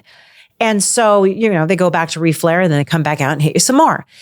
And I would noticeably see the rain. And in fact, we had a train derailment that everybody said it was blamed on wetter than normal winters. And I'm like, hello, he was seeding for 2 months leading up to it, plus like 5 or 6 days before the derailment that was blamed on wetter than normal winters. We're lucky those propane tanks didn't explode. They took out, some cars by the post office. We were lucky, but people they moved on. Right. So you're seeing a pretty big correlation between him doing that. Obviously, you're seeing the substances that are in your rainwater, right? That you're sending off to these labs. And the flooding in the mountains, right? If you are dry for a while and then it's flooding rain, and you've got mudslides and everything else happening, absolutely. So I'm seeing the harms that should be documented by people, right? That could be a part of some kind of class action or something. At the very least, what I'd like to do is have them cease and desist until they update their environmental impact report, just to make it stop, right? It's a seasonal thing that they do. It's going to be very interesting now that Climate Trails has come out. That's the documentary that I was recently a part of. They shared the name of the company and Jody Fisher's face, which has since been taken off the internet. There he is. Hello, Jody. You got the screenshot, though. That's what I was looking at right here. You got Jody Fisher. He's the director of operations. There's more players involved. I couldn't find the screenshots to share their faces because all of those are archived now and they're gone. But I have old screenshots of other players involved there. But it will suffice because Jody Fisher is, doesn't like to talk to anybody. So that night, then I went to bed thinking that they were done for the night because I'd missed them and it was too late for me to go to the airport. And then I heard them again at 10 o'clock. And I went, they're back. And so I got out of bed and I called my girlfriend who goes to bed really early. And so she was out. So I called a male friend of mine and I said, hey, are you ready to go to the airport? Because he knew what I was doing. He knew how passionate I was. And he was like, all right, I'll be there in like 30 minutes. And he picked me up and we went down together in the middle of the night and we had to wait for him to finish his round, right? So 3 hours, we had all that time to kind of hang out. And we were kind of giddy. It was the middle of the night. We're like, and this is an airport I'd never been to before. I'd been to the one in Sacramento, and this was a new one. So when he started to come back, I was like, all right, let's go. And so he drove up and he stayed in the truck and I got out and I'm looking. It's these dark buildings. It's a private jet. I mean, it's a small airport, okay? It's an FBO that we're going to, okay? And I'm looking through the glass windows. He's landed at this point. I'm trying to figure out where is he going to come through? Which building would it be? And everything's locked. Everything's dark. But I can see through the glass to the tarmac that he's out there. And I see a line guy inside. And I waved and I said, and he came to the door and I said, oh, I'm here to see. And I gave the tail number of the aircraft. And he said, oh, okay. And I said, I need to use your bathroom. So I casually went in and I got to the bathroom. I was like, I got inside. I was really excited. And then I didn't film because I think that's too aggressive, putting your camera up.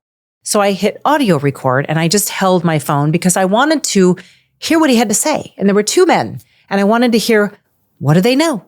What do they have to say about this? How involved are they, right? So the beginning of the conversation is a little awkward because Tim happened to be the name of the adulticide pilot that I had confronted. So I was sort of stalling to kind of, how do you launch into it, right? I'm like, oh, are you Tim? Yeah, where do you start here? Oh, Right. do you know Jody? He's like, oh, I know a Jody. I'm like, Jody Fisher, kind of just to try to, I get excitable. My dad will say, you're frothing. But yeah, just to get a sense of, what is he, how do we get this conversation going before he realizes that I'm here to tell him what I know and to express my dismay? Yeah. So let's play that clip real quick now, and then we'll come back after that. Okay. Hi. Yes. Great. Thank you. Good. What can I do? Good to see you. I'm here. You're Tim, right? No. Oh, no. No. I don't know a Tim. Jody? No, don't know. Well, I know a Jody. Okay. Yeah. Jody Fisher? No, yeah, I know Jody Fisher. You do? Okay, good. Yeah. And then who are you? I'm one of the other captains. Oh, okay. Yeah. Okay, great.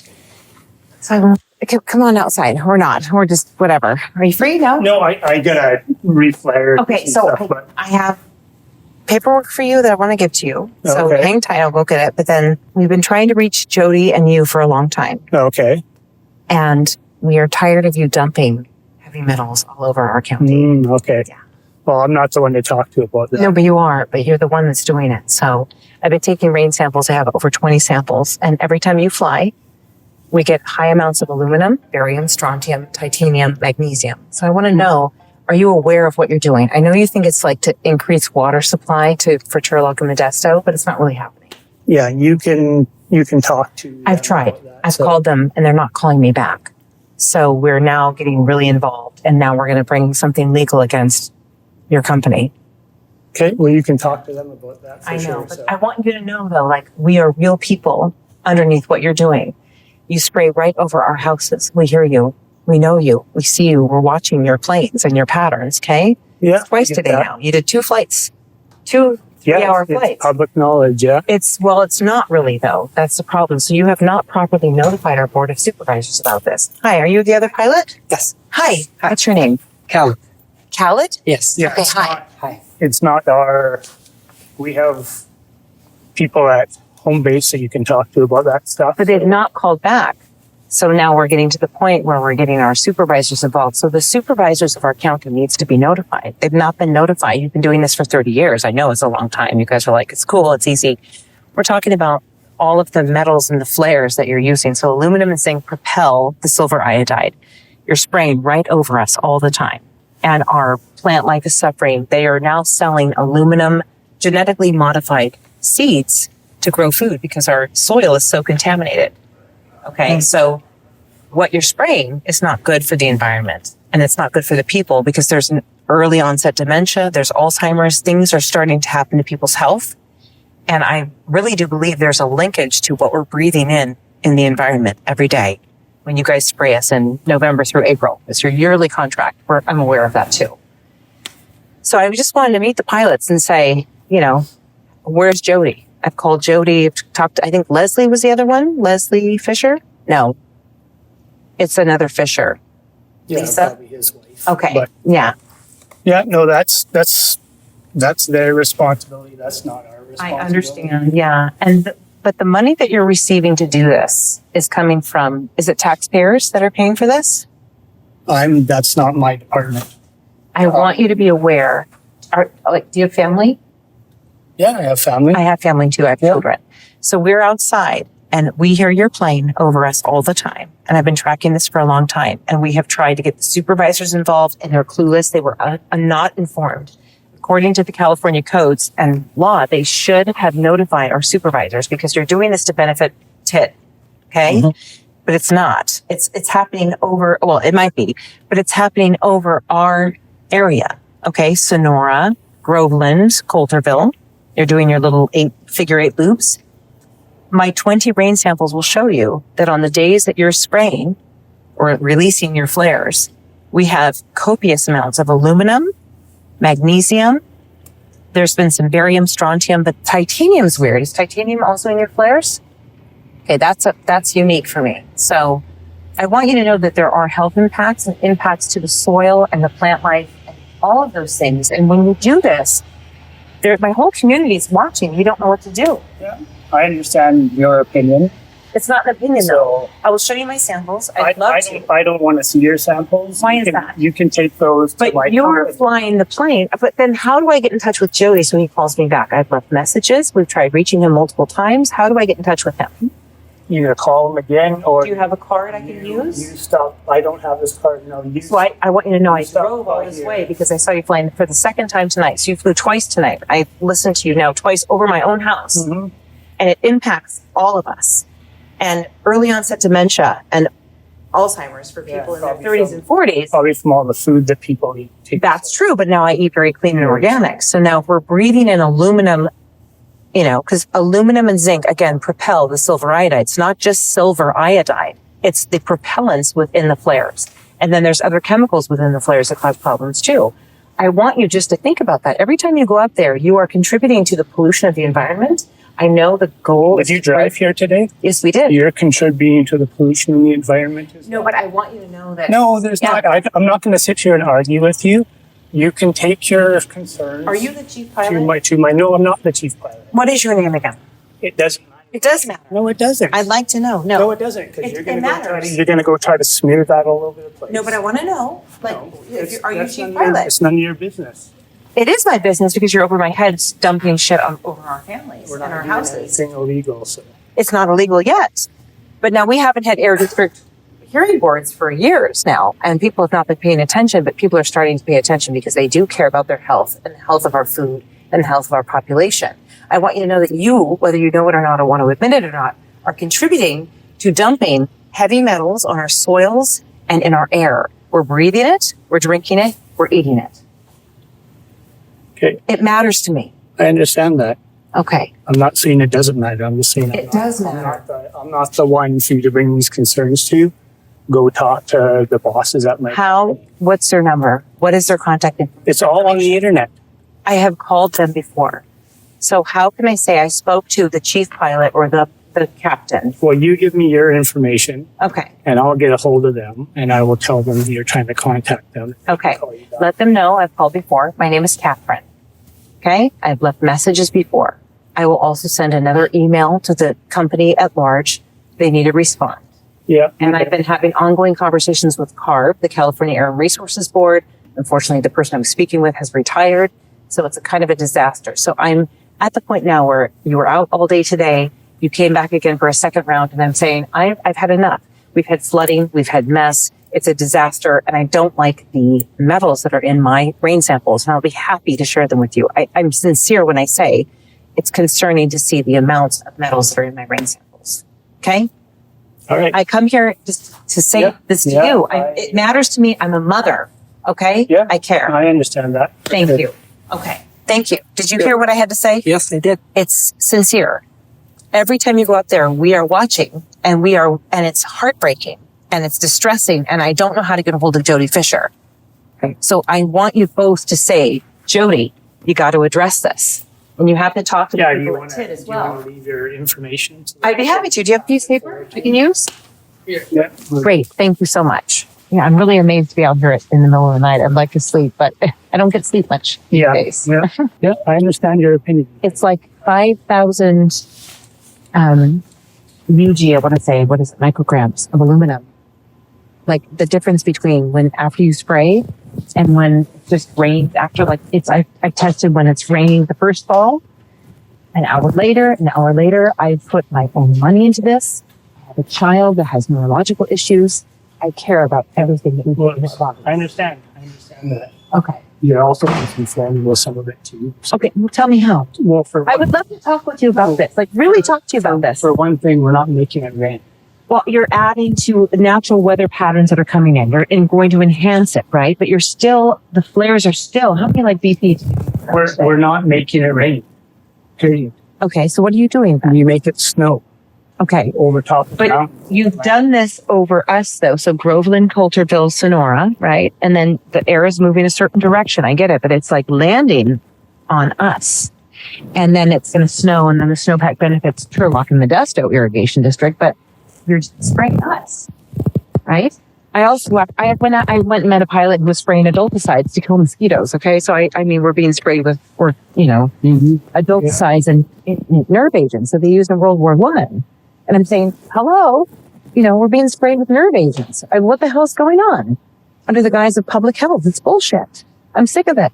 So I've come out here tonight when I'd rather be sleeping. And because I wanted to just find out, do the pilots know? Have you been doing this for a while? Yep. Long time. It's been 30 years I found out like this whole thing. It really stinks. I know. Going on for a long time. Why do we let the natural pineapple express just do its job? There's a lot of research that goes into it for sure. I know. From both sides, right? Yeah. What do you think? I mean, why don't we just let nature do what it's going to do? And if people are going to fuck it up because of their emissions from their use or whatever they're doing, why don't we just let that happen and let it be what it is? I mean, Yeah. Well, I don't want to breathe in. I can't go outside when I know you're spraying. I'm like, I don't want to breathe that crap in. Yeah. It's coming down. It comes down faster than other stuff. So I don't know. You like to buy food. You probably eat crops, stuff that. I'm growing my own. So actually what got me into this is I'm growing my own food. I have my own But chicken. there's a lot of people that don't do that and can't do that. And I'm also- California needs that irrigation because otherwise you're not going to have a lot of different types of food. You're not going to have water to irrigate fields. There's a lot of layers there. I know. But would you rather have, there's a lot of layers there too. There's a lot. And there's a lot of water rights they're ridiculous. You think about PG&E's water rights and the Resnick family, how wonderful the wealthy family that owns a lot of water rights. Saudi Arabia owns a lot of water rights in California. It's all messed up. There's a lot that's messed up. I get that. But I came to the country to grow my own food and raise chickens and to get away from all the bullshit of the city. And now I can't escape it. I hear it. It's like I hear the plane. I know it's you.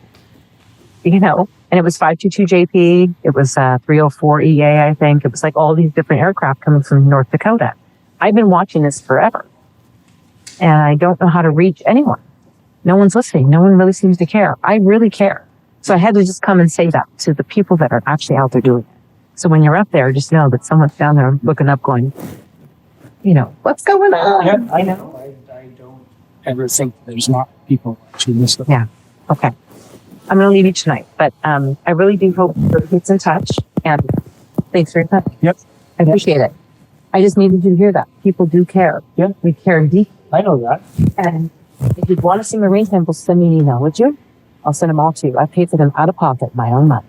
Okay? Yep. Yeah. I'll give you information. And I hear you on all the other pollution stuff. I get that. Yeah. Did you drive here? Yes. I mean, we fly, we drive, we do those things. But it's one thing I've tried to really get away from as much as I can to be dependent on the system. I'm trying to get away from it, and I can't control what happens in my head. Yeah. It really disturbs me.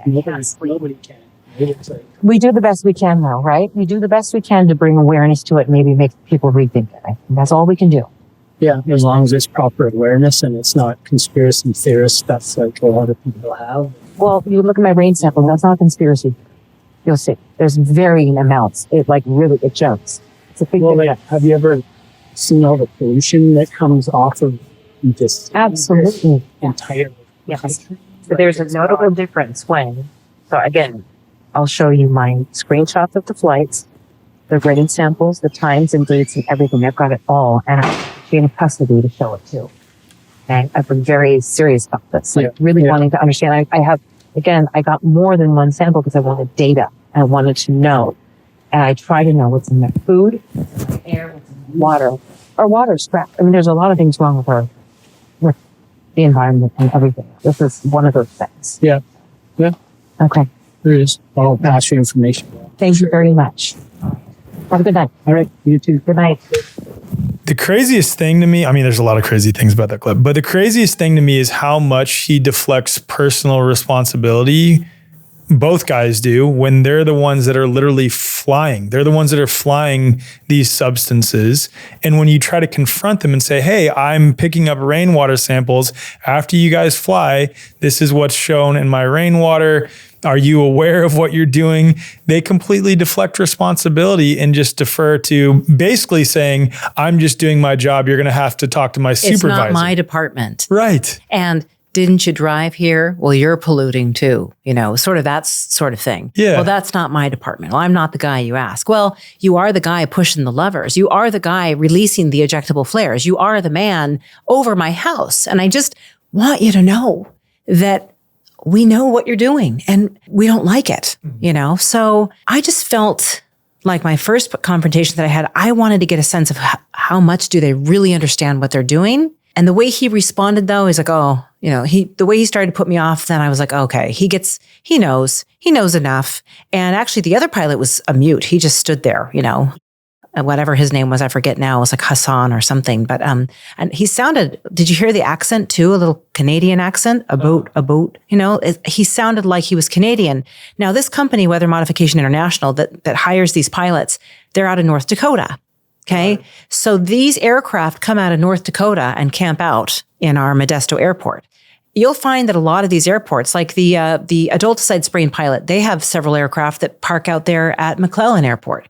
You're going to find that, they have these little outfitted aircraft for these sorts of purposes. So is this prevalent across the country from what you've gathered? Oh, well, I have been mostly focused on, again, you focus on your backyard, right? Yeah. I'm aware that California is just as heavily seeded as Utah, again, Colorado, because they all work together. Idaho, Wyoming, those states work together to impact, all the water there. Yeah. And I know that each state has its own website, or I think each state does, most states do, related to their weather modification programs. But then also the NOAA website shows the ones that are happening that are non-governmental related weather modification programs too. Yeah, the private ones that are happening, right. Yeah. And not even all of them again. So you have to really stay on it. Well, so what happened after that? Well, after that, so I think I mentioned this to you. I didn't put my phone out to film because I don't want to make anyone feel uncomfortable. I want to capture truly what the exchange is, like I did with most of my grocery store shopping encounters. The moment you bring a phone out, like it's either going to act a completely different way. Exactly. Yeah. It's not going to happen. So you recorded a voice message. I got in the truck when I left finally. My friend drove me home and we were both like, like the adrenaline was coursing through me. And he's like, wow, I can't believe you just did that. And I was like, I know. And, he admits it, he knows what he's doing. And now he's going to be, I had no idea that audio, and my friend recorded me outside. So he was locked out of the building. I'd gotten in. So I'm in this darkened room, in the waiting area. And so my friend came and filmed a little bit of the outside of me and gesturing inside. But my audio, I shared on a couple of channels, chats that I'm on Telegram. And I had two people say, Kat, this is so great. And it was Wicked Truths and FMA. And they both said, can we please put this out there? We want to blast this out right away. Me and my hands here. Okay. And I said, go for it. Do whatever you want. I'm tired. Just put it out there. So they cut my audio and they put some of my pictures. Like I had taken pictures of the plane over the house, not pictures, but audio, video with, you could hear the plane. And they had also screenshots from you tracking the flight. Yes. Yeah. And so I'd shared all of this with them. And I share it all on my chemtrail channel, but also in these private chats. And so before you know it, suddenly somebody sees it somewhere. And I think it was Odessa from Canada who put it out. And now again, I'm not on Instagram, Facebook. I wasn't on X.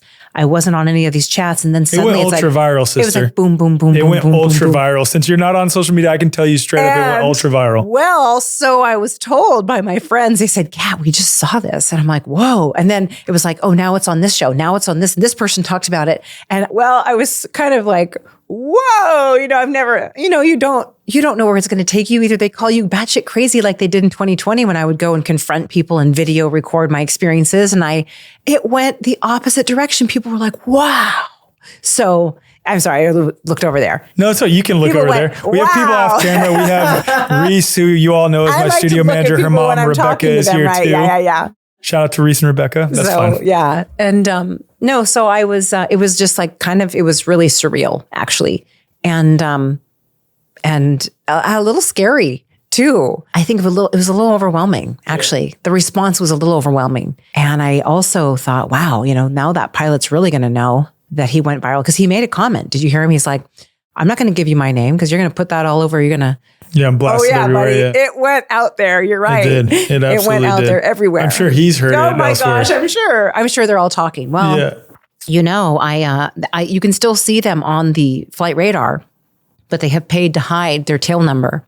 Now they're hiding their tail number. Now they're hiding their tail number, Wow. but you still know that they're out and active. You can still see an aircraft, right? It's just that they've hidden the registration number. Ever since this occurred? Yes. Wow. It was like a that's so month interesting. later because then it started to pick up online. Yeah. And I was sharing Jody's contact information and telling people to call them and call TID. And And remind me who Jody is again. Jody's the operation. Oh, is it the director of operations? Here, actually, I think I it's have been a the while. If you could look, screenshot unless that's changed since I did my research into them. Director of Flight Operations for Weather Modification International. Yeah. Wow. And Ariana went into this even further. She did a more recent search because I had searched into their jobs a long time ago when I was learning about them. And she found jobs like ice engineers, must be discreet and it's part of the list of qualifications, right? So they know, and they're really shady when you call them to ask questions about what their flares are comprised of. They don't want to tell you. We won't give it to you. They didn't give it to me. They didn't give it to my sister. You have to go through these Public Records Act requests. And you found that though. That's what this is in front of me, right? No, that's right there. Oh, let me send you my MSDS sheets. No, Okay. I have a We'll link that in the show notes somehow. So yeah, please do. This covers what traditional flares have. Got it. Okay. This is from a document. Is this the Twitchell Reserve one? Yeah. Do you want to read this real quick? I sure do. And just explain it to me, and we'll be share this in the show notes as well. This was maybe a 30, 40 page document. I think this was on page 7, and it was in the description of what's in the flares that they're using in Santa Barbara, California, over at Twitchell Reserve. And so we can assume that they're likely using similar-ish flares. These are the everywhere. cloud seeding flares. And you'll find that, again, 70% of the flares are aluminum and zinc. But here's what it says here. The ingredients, so here's what they have here. Ammonium perchlorate, zinc powder, and aluminum powder. And they say, none of these chemicals have any listed health effects. Okay. Right. This is them justifying what they're doing, okay? Now, the ammonium perchlorate apparently burns off. It's used as an oxidizer in the flares. It's used in solid boosters in the military industry. This allows the aluminum and zinc, which are reactive metals, to burn within the solid propellant without any additional oxygen needed for combustion from the atmosphere. But ammonium perchlorate does not survive the combustion process. Okay, moving on from that. But the zinc and aluminum powders are used as propellants. 3 other chemicals, silver-iodide, copper-iodide, and ammonium iodide, are not listed on the HSIS. These 3 chemicals have listed irritant health effects according to their manufacturer, MSDS, but are used in the flare below the listed levels for irritant hazard category.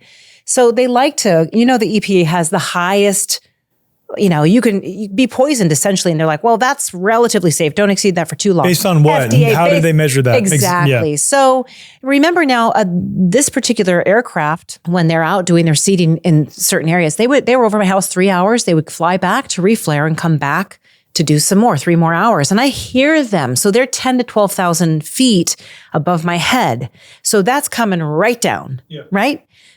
I just want some transparency. Hey y'all, I'm here with Melissa Kupsch from Remedy Academy of Homeopathy. We are so stoked here at the Way Forward to be partnering with Melissa and Remedy in order to spread the message of homeopathy across the world, and also to partner on the eventual development of healing centers across the United States. People are pretty quickly coming to realize that frequency is the future of medicine. We are witnessing the great resurgence of homeopathy right now. We're really moving away from that suppressive medical model, whether it's for eczema, asthma, hormones, fertility, anxiety, depression, trauma, whatever it is, it all starts as energy in the person's field first. If we change our field, we can completely change our life. Our 2-year academy is open worldwide to anyone who wants to become a homeopath. We've got 5 lecturers and we currently have over 500 students enrolled, which is record numbers in our field. A career in homeopathy is amazing for anyone who wants flexibility in their work and who wants to be valuable in creating this new world. We have stay-at-home parents enrolled. We have ex-medical professionals, grandparents signed up who want to learn how to heal their grandchildren and pass on that invaluable knowledge. We even have husband and wife teams. So my husband enrolled in the course with no prior knowledge of health as a background, and he is loving it. Kylie is also enrolled as well. So my partner is, and she's so stoked to become a homeopath and to be helping to spread this message across the world. The thing that we hear from so many of our students is, I found my thing. Homeopathy is the key. We harness frequencies from nature and we alter the field of all creations. So if anybody wants to join us or they want to know more about it, they can visit our website.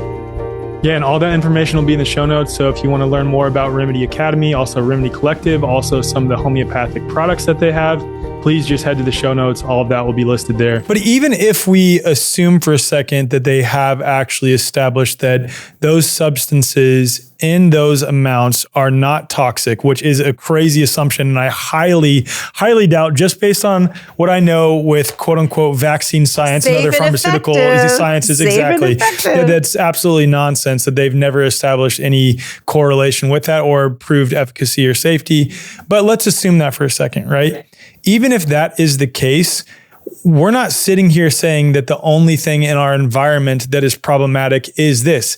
It's the compounding effects of what is sprayed. It's the compounding effects of what is deliberately sprayed on our food under the guise of protecting against pests and like these weeds that are growing, right?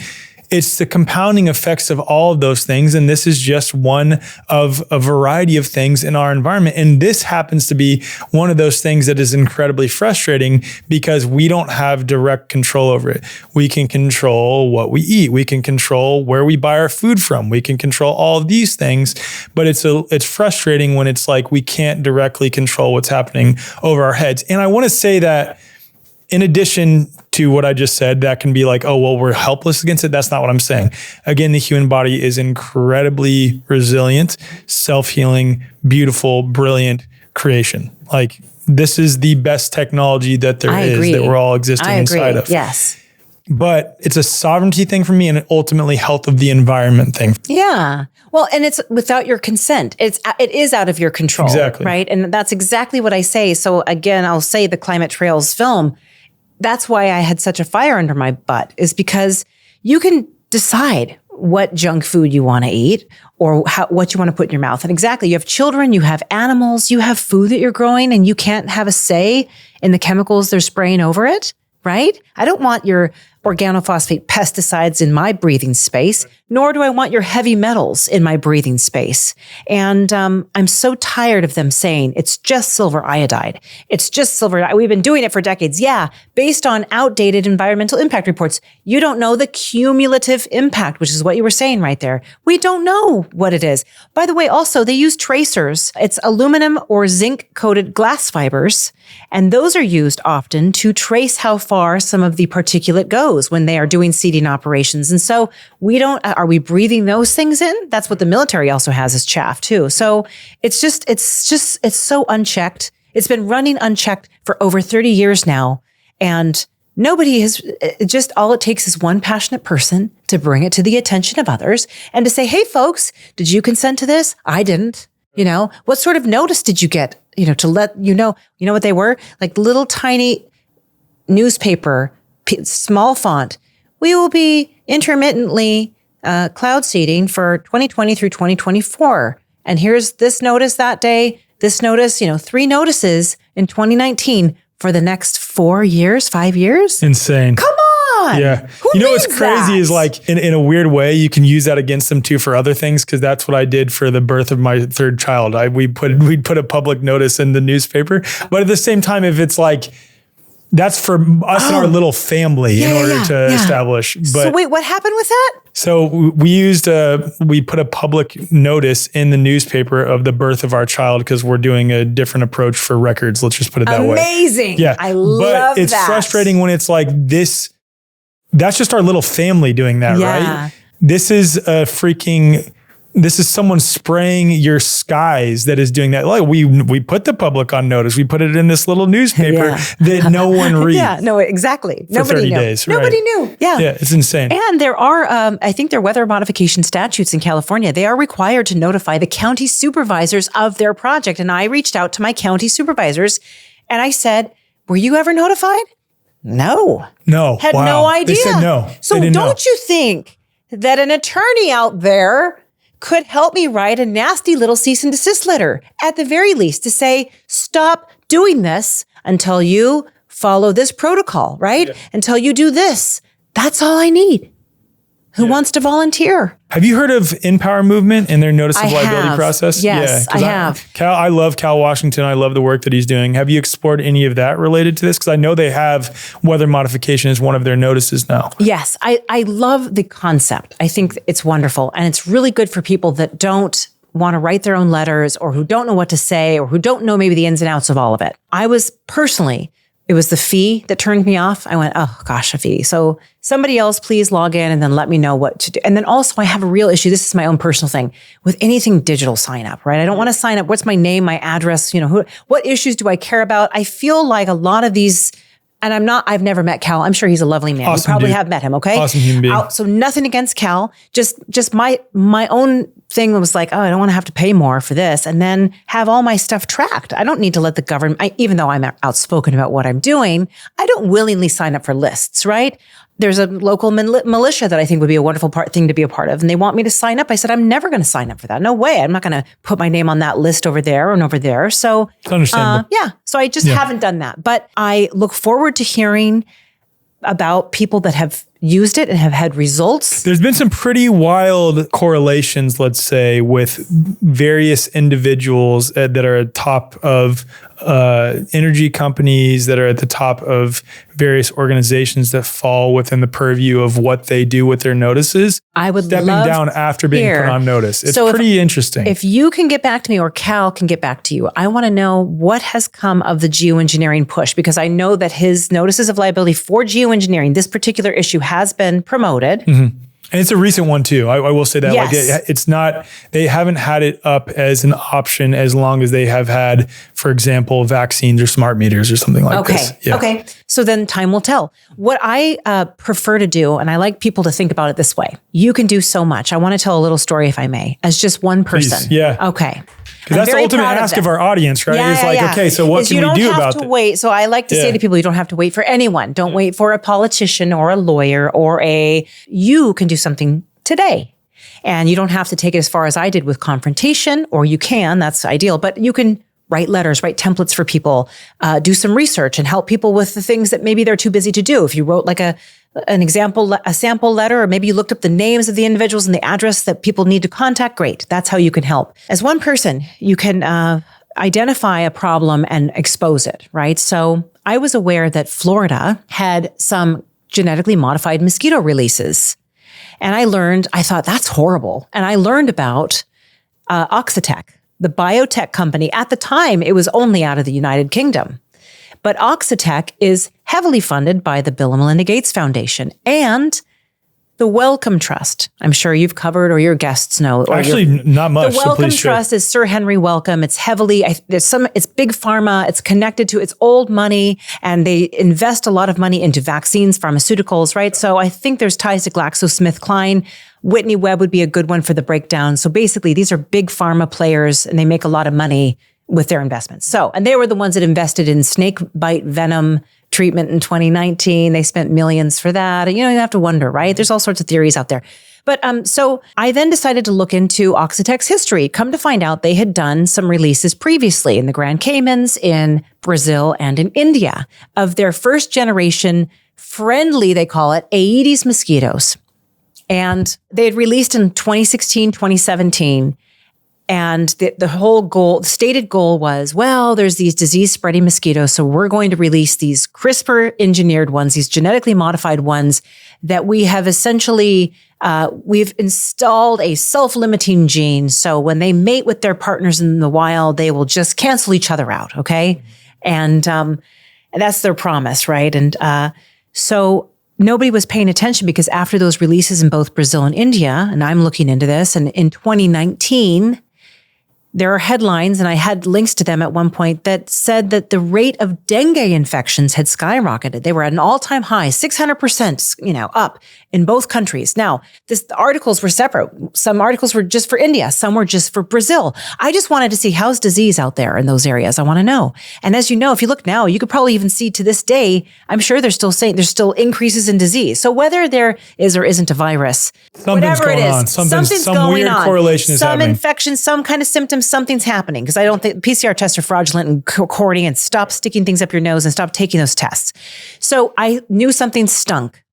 Then I found out that DARPA and BARDA were funding Moderna to create mRNA injections for mosquito-borne diseases. And I noticed that there was a push because Oxitec was like, we are here to prevent the next public health crisis. We're going to release these incredible friendly mosquitoes and we're going to help protect you from the next. I was like, wait a minute. We don't have a problem with any of these infections in California. Texas didn't seem to have any problems, right? It's like problem reaction solution. Yeah, I was just thinking that the whole time, Hegelian dialectic over and over 100%. again. Yeah. So I then found out that California was pleased to announce that they were going to be partnering with Oxitec in their first pilot trial. And Mustafa Dabone, the general manager of the Delta Mosquito Vector Control District, his name is Mustafa Dabone, was just thrilled about it and couldn't wait to do it. But, they had to also run it through the California Department of Pesticide Regulation. And as a formality, they have to also put it out there to the public. And then the public has a chance to respond to the proposed pilot project, right? So I was aware that this was months out and I was doing all this research. And so I found out that we had a chance to say no, to oppose this pilot project. This was going to be the first release in California. And I thought, once we go there, you can't take it out, right? Once you release these beasts into nature, you can't pull back. And we don't know the impact on non-target species, right? What are we doing? We don't know what's really happening here. So I put together my research. I did a Public Records Act request with the California EPA and with the Department of Pesticide Regulation. I got all the records and the documents they had submitted for this pilot release. I exposed everything I could. I put links out there and I had some friends that put it out on their platforms. And I said, share this with everyone. And by this date and time, we need to leave an email of opposition. Here's the email. Here's the date. Do it before then. You can write anything. You can copy whatever you want from my notice here, from my letter, from my links, anything. Or you just write no to the mosquitoes. We don't want this. That's it. Like you can keep it as simple as you want, or you can go as crazy as you want, but just do it. But we had enough time. It wasn't like a call to action, like on the night before something's due. It was like enough time to have people respond. And we had over 5,400 emails of opposition come in. It was amazing. Oh, and I contacted with a few friends of mine. We contacted the newspapers. We contacted as many environmental organizations as we could. A lot of them weren't aware. I think Friends of the Earth was aware. They were pretty on top of it, which is great. But we just let everybody know that we could. And what I loved is that when the public records came into me after the letters came in, I got to read a lot of them. And I got to see that a lot of them actually did take the links and the statements I'd made in my letter. So that was when I knew directly at that point that I had made an impact. That direct impact was right there and in writing by strangers, right? And I went, ooh, I really do feel like I made a difference there, because you never really know. And Oxitec had to quietly withdraw their research application and go away. See, this is so interesting because this is like preemptively putting on notice that we are not going to accept this, whereas what InPower is doing, which is another viable option, is retroactively like saying, hey, we tacitly agreed to this, but we're now saying we don't agree to this anymore. And going before. Don't let it happen. And I remember I'd contacted several, I was aware of an attorney, a high up attorney at CHD. And I said, what do we do? She said, well, there's nothing you can do. They have to release him and then we can do something. I said, I don't accept that. So that also pissed me off. I don't like being told there's nothing we can do. I'm not going to let it happen. We don't have to let this happen. Let's not let it happen. I hate this retroactive stuff. I really do. So my goal has been to try to I can't always keep up. I have a life too, right? I have a life and I have to be balanced and I have to have, I have animals and family, but if we can look ahead and see what's coming, if we can just be aware that they're going to keep trying, right? They're not done yet, because the goal of Oxitec was to expand throughout the United States. They want to release, they've got moths, worms, mosquitoes. They want to inject their CRISPR engineered insects into our cropland. Okay. They want to put it in our agriculture. My belief now is that they want to kill off everything that is natural, all things nature, and replace it with their CRISPR engineered versions. Well, this brings up a good point, because I was going to ask you, correct me if I'm wrong on this. There's various GMO seed organizations that have patents related to being defended against and being able to proliferate and still grow in the presence of various substances that may or may not be sprayed in the sky. Yeah. Is that true? Oh, they have aluminum resistant seeds. Yeah. Okay, this is what I'm talking about. Yeah. Oh, yeah. Yeah. Isn't it just a wonderful formula? You get to just infect the environment with all of these contaminants. And then when plants die off, you go, well, I happen to have our seeds available that you need. Yeah. Interestingly, there's several seed companies also. Inari Seeds is one. And Mast Restoration is a company that after wildfires, whether manufactured or not, we can talk about the fires aftermath, Robert. We'll talk about that later. But after fires, they say, we will replant your acreage for free as long as you don't rebuild on it, right? And they have the fire plug seeds. And those seeds have been engineered to be fire resistant. Ooh, how convenient. How convenient. Right? So that's the other thing. Now I'll go quickly into fires. Robert Brame, amazing arborist, lifelong arborist botanist, going to fire aftermaths. He's the one who's been filming. So he's studied plants for almost his whole life. And what he's finding is that some of these fires, probably a mixture of natural and influenced, okay? Of course. He thinks impacted in some way by energy. He doesn't know how, but he says, what I'm noticing is that metals and water appear to be activated. And water from inside of a tree will boil and kill the tree from within, but the leaves that are usually so ignitable are not igniting. And I went and saw for myself, Alec, there was a fire in Chinese camp where I live. Okay. I watched it from in the distance. And I went out there as soon as I could get in there because they had it blocked off for a while. Of course, they clean things up and they check, it's for your safety. But the minute I could get in there, Robert and I got in touch. He said, I want to go to the fire. I said, I do too. And he told me he was heading out. So I met him out there and we saw burned out cars, the metal alloy from the wheels, like a river coming away from the vehicles, but then a tree with leaves on it just next to these cars. So the organics were not all burned to a crisp while these cars had melted windshields, folded over windshields, melted. It was weird. So we have a lot of documentation there. I did a Substack post on this as well. And they were just clearing the place, right?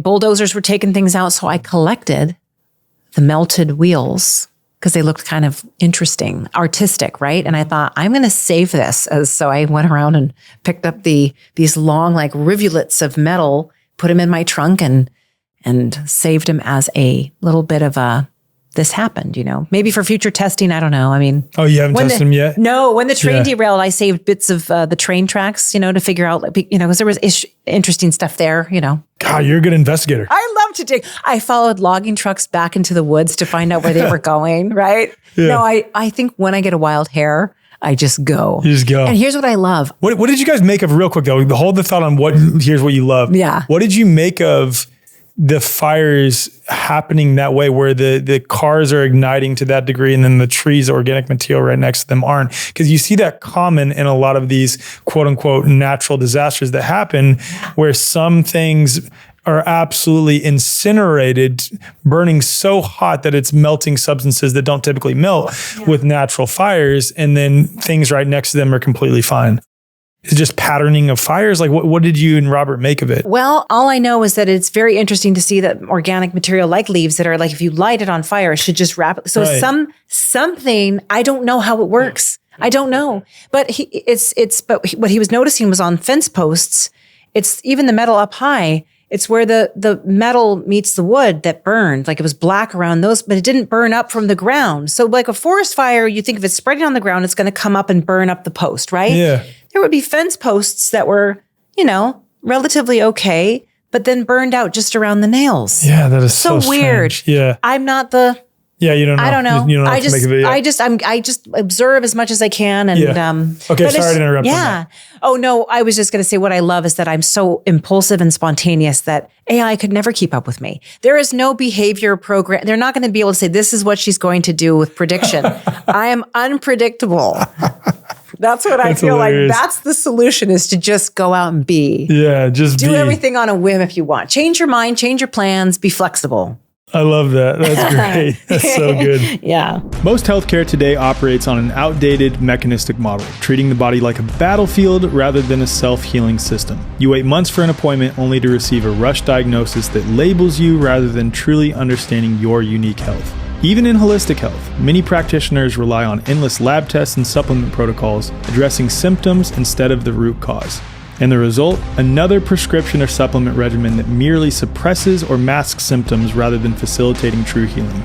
whether the imbalance was physical, emotional, energetic, or a mix of all three. And that's why Dr. Tom Cowan co-founded the New Biology Clinic, to offer something radically different. As one of the most respected natural health doctors in the world, Dr. Cowan has spent decades challenging conventional medicine and advancing a deeper understanding of human biology, water, and natural health. His work isn't just about rejecting the mainstream, it's about offering a more truthful, biologically coherent approach for healing.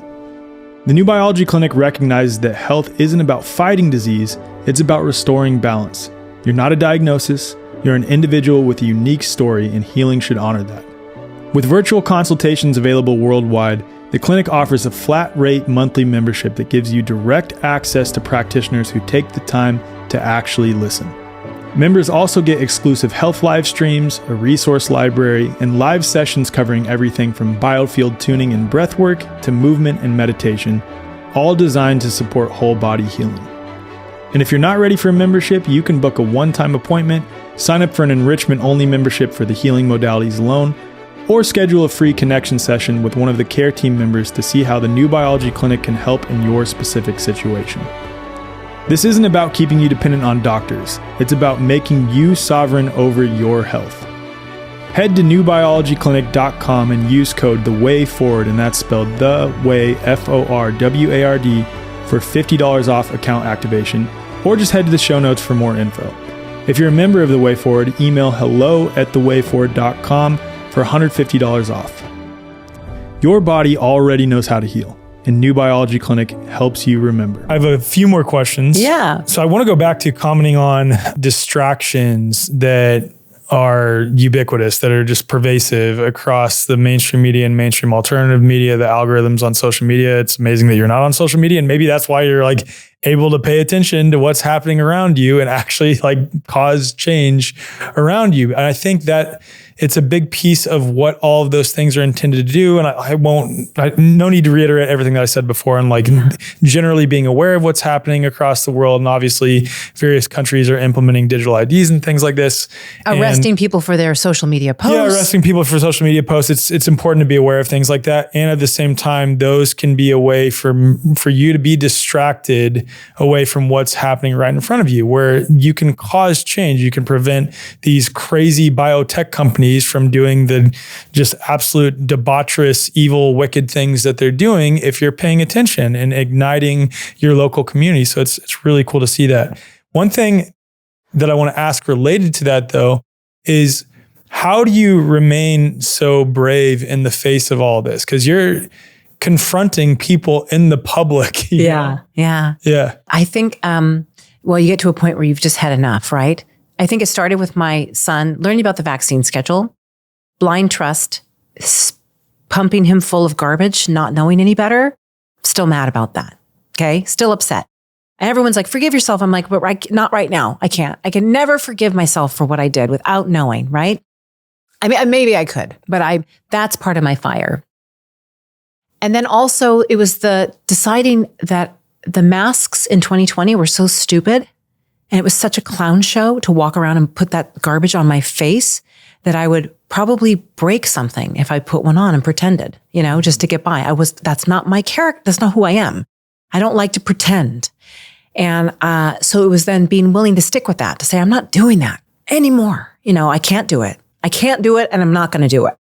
And the facing off that happened all the time, I didn't even capture all of it on video. I mean, I tried to record what I could to preserve some of it, and then just getting to the point where you're like, you deal with that sort of interaction and you're like, okay, I can survive it, right? And I said no, and I held my ground. And then finally people came around. Finally, my husband said, you're not as batshit crazy as I thought you were, right? And I'm like, thank you. So it took some time to come out of that, right? But that gave me a lot of courage. And man, it's so liberating when you, for example, people go through an airport and they've rolled out this machinery called Idemia, okay? I looked into Idemia, called it out for 3-4 years ago.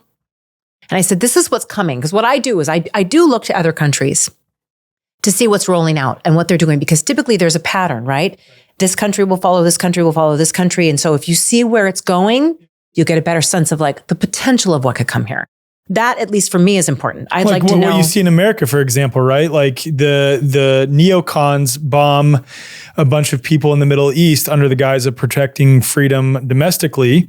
And then what happens is hundreds of thousands of people are enraged and displaced. And then the left opens the borders, and then the right comes in with an authoritarian hammer saying we need more digital IDs and things like this. That was a slippery one. So you know where I stand with I'm apolitical, right? Yeah, okay. Anarchist, if anything, exactly if I had to describe myself, like I want nothing to do with it. It's all theater, two wings of the same bird. Boom. We've covered that. Okay. All garbage, all baloney. Don't like any of it. That was what I saw was so slippery, is that they know the right wants to hang on to their guns. I think they want to get rid of our guns because that's one way to put the boot on people's necks. They can't fight back. They can't arm up and resist any kind of, in their own communities. That's why I think it's especially important that if you don't have a gun, maybe get one and learn how to use it and have that within your community as just a means of protection. Whether there's riots or there's looters or whatever there is, you have something to defend your home. I'm not asking you to go out there and commit anything with it. I'm saying have it for your own personal home and family self-defense. The presence of it is a deterrent. Yes. That's just the reality.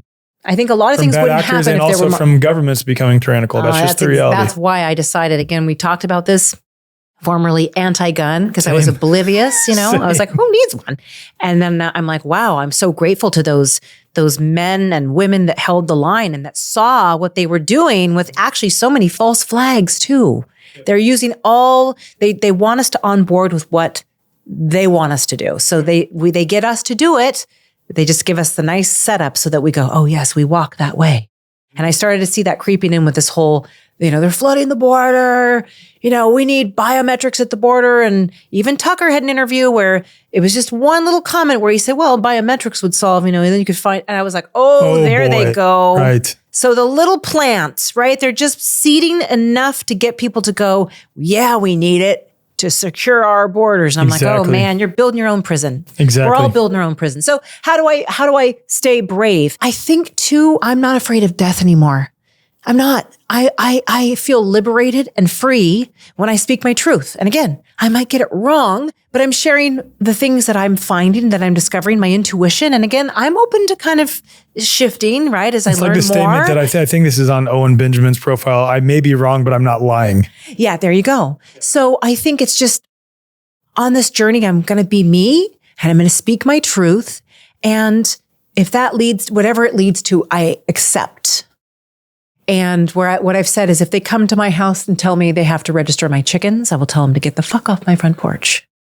And if they come to my house and tell me that something I said on social media was offensive, like they're doing in the UK, I will ask them kindly to leave. And then I will call some friends for backup for the next time they show up at my door.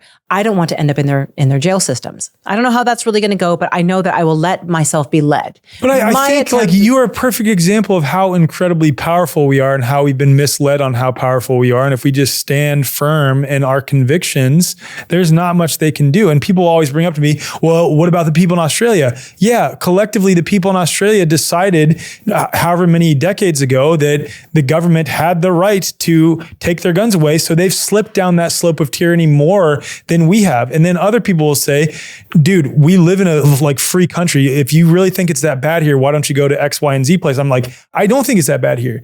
But the reason it would behoove us to speak out and stand up now is so it doesn't get to that point. Absolutely. And yes, that's the whole point. We have to do that. And I think also what I found is that the more that we speak up, it helps other people realize, okay, I could maybe do that too. I could maybe say no at the airport. Maybe I don't have to wear the mask next time, even though it's awkward. When you get through those awkward moments where you're kind of in a little standoff with somebody and they're shaming you in front of everybody watching you in a grocery store, or you're being shamed, like I was doxxed. That thing circulated everywhere. Everyone's like, oh, she's crazy. She's an extremist. And I was like, wow, once you survive that, right? I told you earlier too, I ran for county supervisor. I lost. The article resurfaced. It was like a couple years old. And they're like, oh, who is Kathryn Saari? Oh, she's this crazy woman who did this and this and this. And didn't work in my favor. But I was like, well, you can get to know me. I offered a couple of meet and greets. I said, ask me anything you want. Come out and meet me. Nobody came. Everybody talked smack online, right? So interesting. So yeah, but I lost, but I still put myself out there. And I think I'm just not afraid to be called crazy or stupid anymore, because you know what? I have 2 cats that love me and 10 chickens that love me and a little puppy that loves me and my son that loves me to death. And my husband thinks I'm okay too. So, I'm okay with that. I love that. That's good. And I love what you said about not being afraid of death ultimately, because so many of the psyops are ultimately, if you dig deep enough, related to people being fearful of death. Oh, and it drives that's everything. how they're able to be controlled. Yeah, I think that drives everything. I think it, and people are like, well, you have a child. We have to, I'm like, well, whatever will be, will be. If my time comes before my son is, 50 or 60 or whatever, if he's young, then he'll have his own journey. That'll be his own experience to process and deal with. It will be what it will be. But I will be damned if I keep my mouth shut because I'm afraid that, why would you live like that? If I may just say that I think the recent events that happened with the shootings, the very public shootings that are now being tied to speech regarding Israel, I think that was looking at how my own father responded, my own family. Oh, I don't want to say anything about them. They might be listening on the phone. I don't want to say anything negative about them because I think they have a lot more control and power than I was ever aware.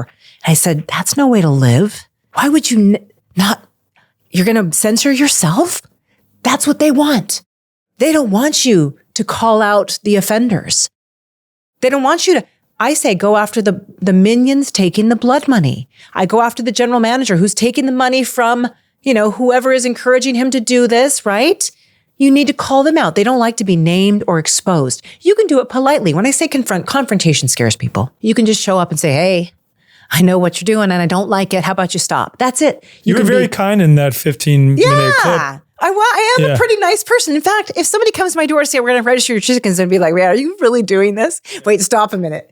Do you think about? Can we take a selfie? Because this is hilarious. This is funny. This? Yeah. You want to try some of my eggs, right? Are you sure I need to register these? These are pretty good eggs. Yeah. So no, I want to reach everyone first. Yeah. Now, that said, I also pipe off a lot. I have to. Sometimes you have to let off steam because you get so darn frustrated. I just go, and I explode with my verbal diarrhea. And but ultimately, I think my approach is always friendly at first, right? Yeah. And then I want to reach people first. Yeah. And again, not the fear of death. I think the fear of death drives so many things, so many religions even. And I think it's that fear of where they're going to go when they go.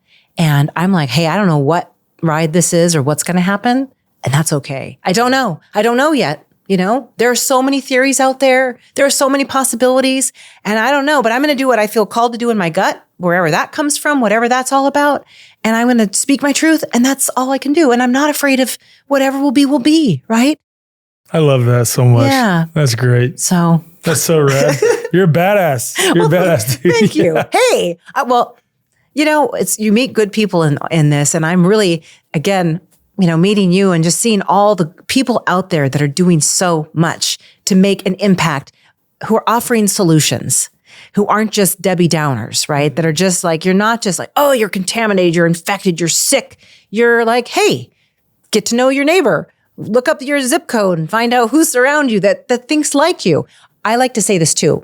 If you feel alone, I've had a lot of people email me and say, I don't know, I don't have any friends here. Everyone thinks I'm nuts, or I don't really know anybody. I said, well, you have to up it a notch. Then you put bumper stickers on your car and you wear slogan shirts. Every time I go through an airport, I wear a tank top that says 9/11 was an inside job. I love that, especially because TSA was in response to 9/11. It's supposed to be a temporary measure. Guess who told me they loved my shirt on the way in? A TSA agent? The TSA agent that checked me in. And then I told them all about Idemia, the software that they're all using now. And I'm like, that sucks, man. What are you going to do? And they, I'm like, where this is going, right? He's like, I know. And, they're just, so some of those folks kind of, they see where it's going. They know, and they're doing a job, right. I know. But, I don't know what else I was going to say about that, Idemia, but so you wear the slogan shirts and you'll be amazed at who comes up to you and says, I like your shirt. I have had so many people say, I like your bumper stickers. Oh, I like your shirt. And you'll attract people to come talk to you, and then you'll meet strangers, and then you swap numbers and you form new friendships, right?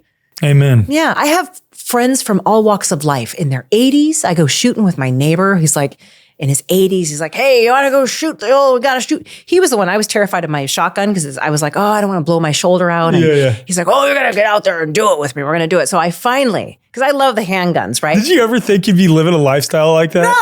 No. I've so got chicken poop on my shoes, and I've got but I love it. It's really fun. I'm trying like I got a tactical vest. It's too big for me. Yeah. I need to but I thought, well, because if I have to run down my hill for any reason, let's say something happens, I need to get out of there quick. I can't just carry one gun with no ammo. Like, how do I? So I'm like, tactical vest, ammo in the pockets, right? You can get your pieces on and you run and do, okay, it's a little out there, but I love it. It doesn't hurt to have the vest ready to go because otherwise you're kind of, Totally. I would roll out of bed in my underwear and be like, what am I going to do? At least I got my vest on.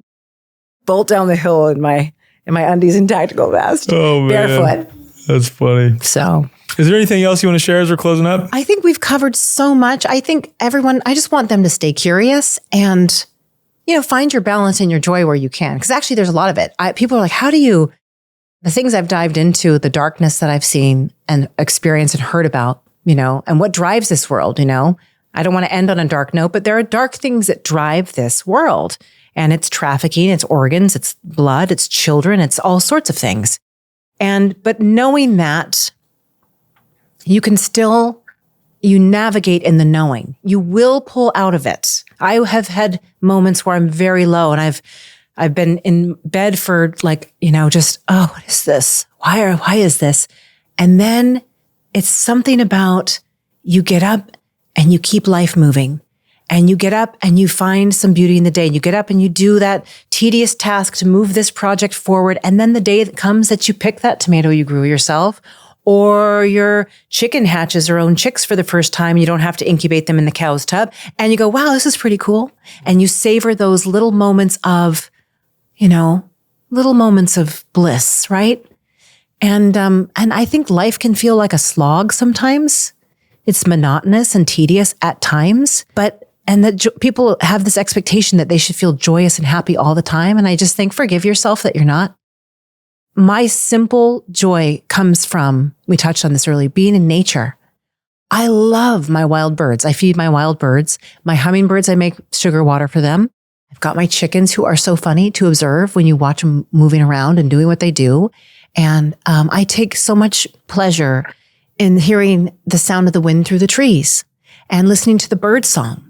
And being out and smelling the air, smell the dry grass sometimes when the wind blows. You see the moody Octobers that come in the skies, My son and I love rain. There is so much beauty too. And it's actually really nothing material. That was beautiful. That's a perfect way to end. Thank you so much for being here, Kat. I'm so glad I'm here. It's so nice to meet you. It's nice Pleasure. to meet you too. Just good vibes. Yeah.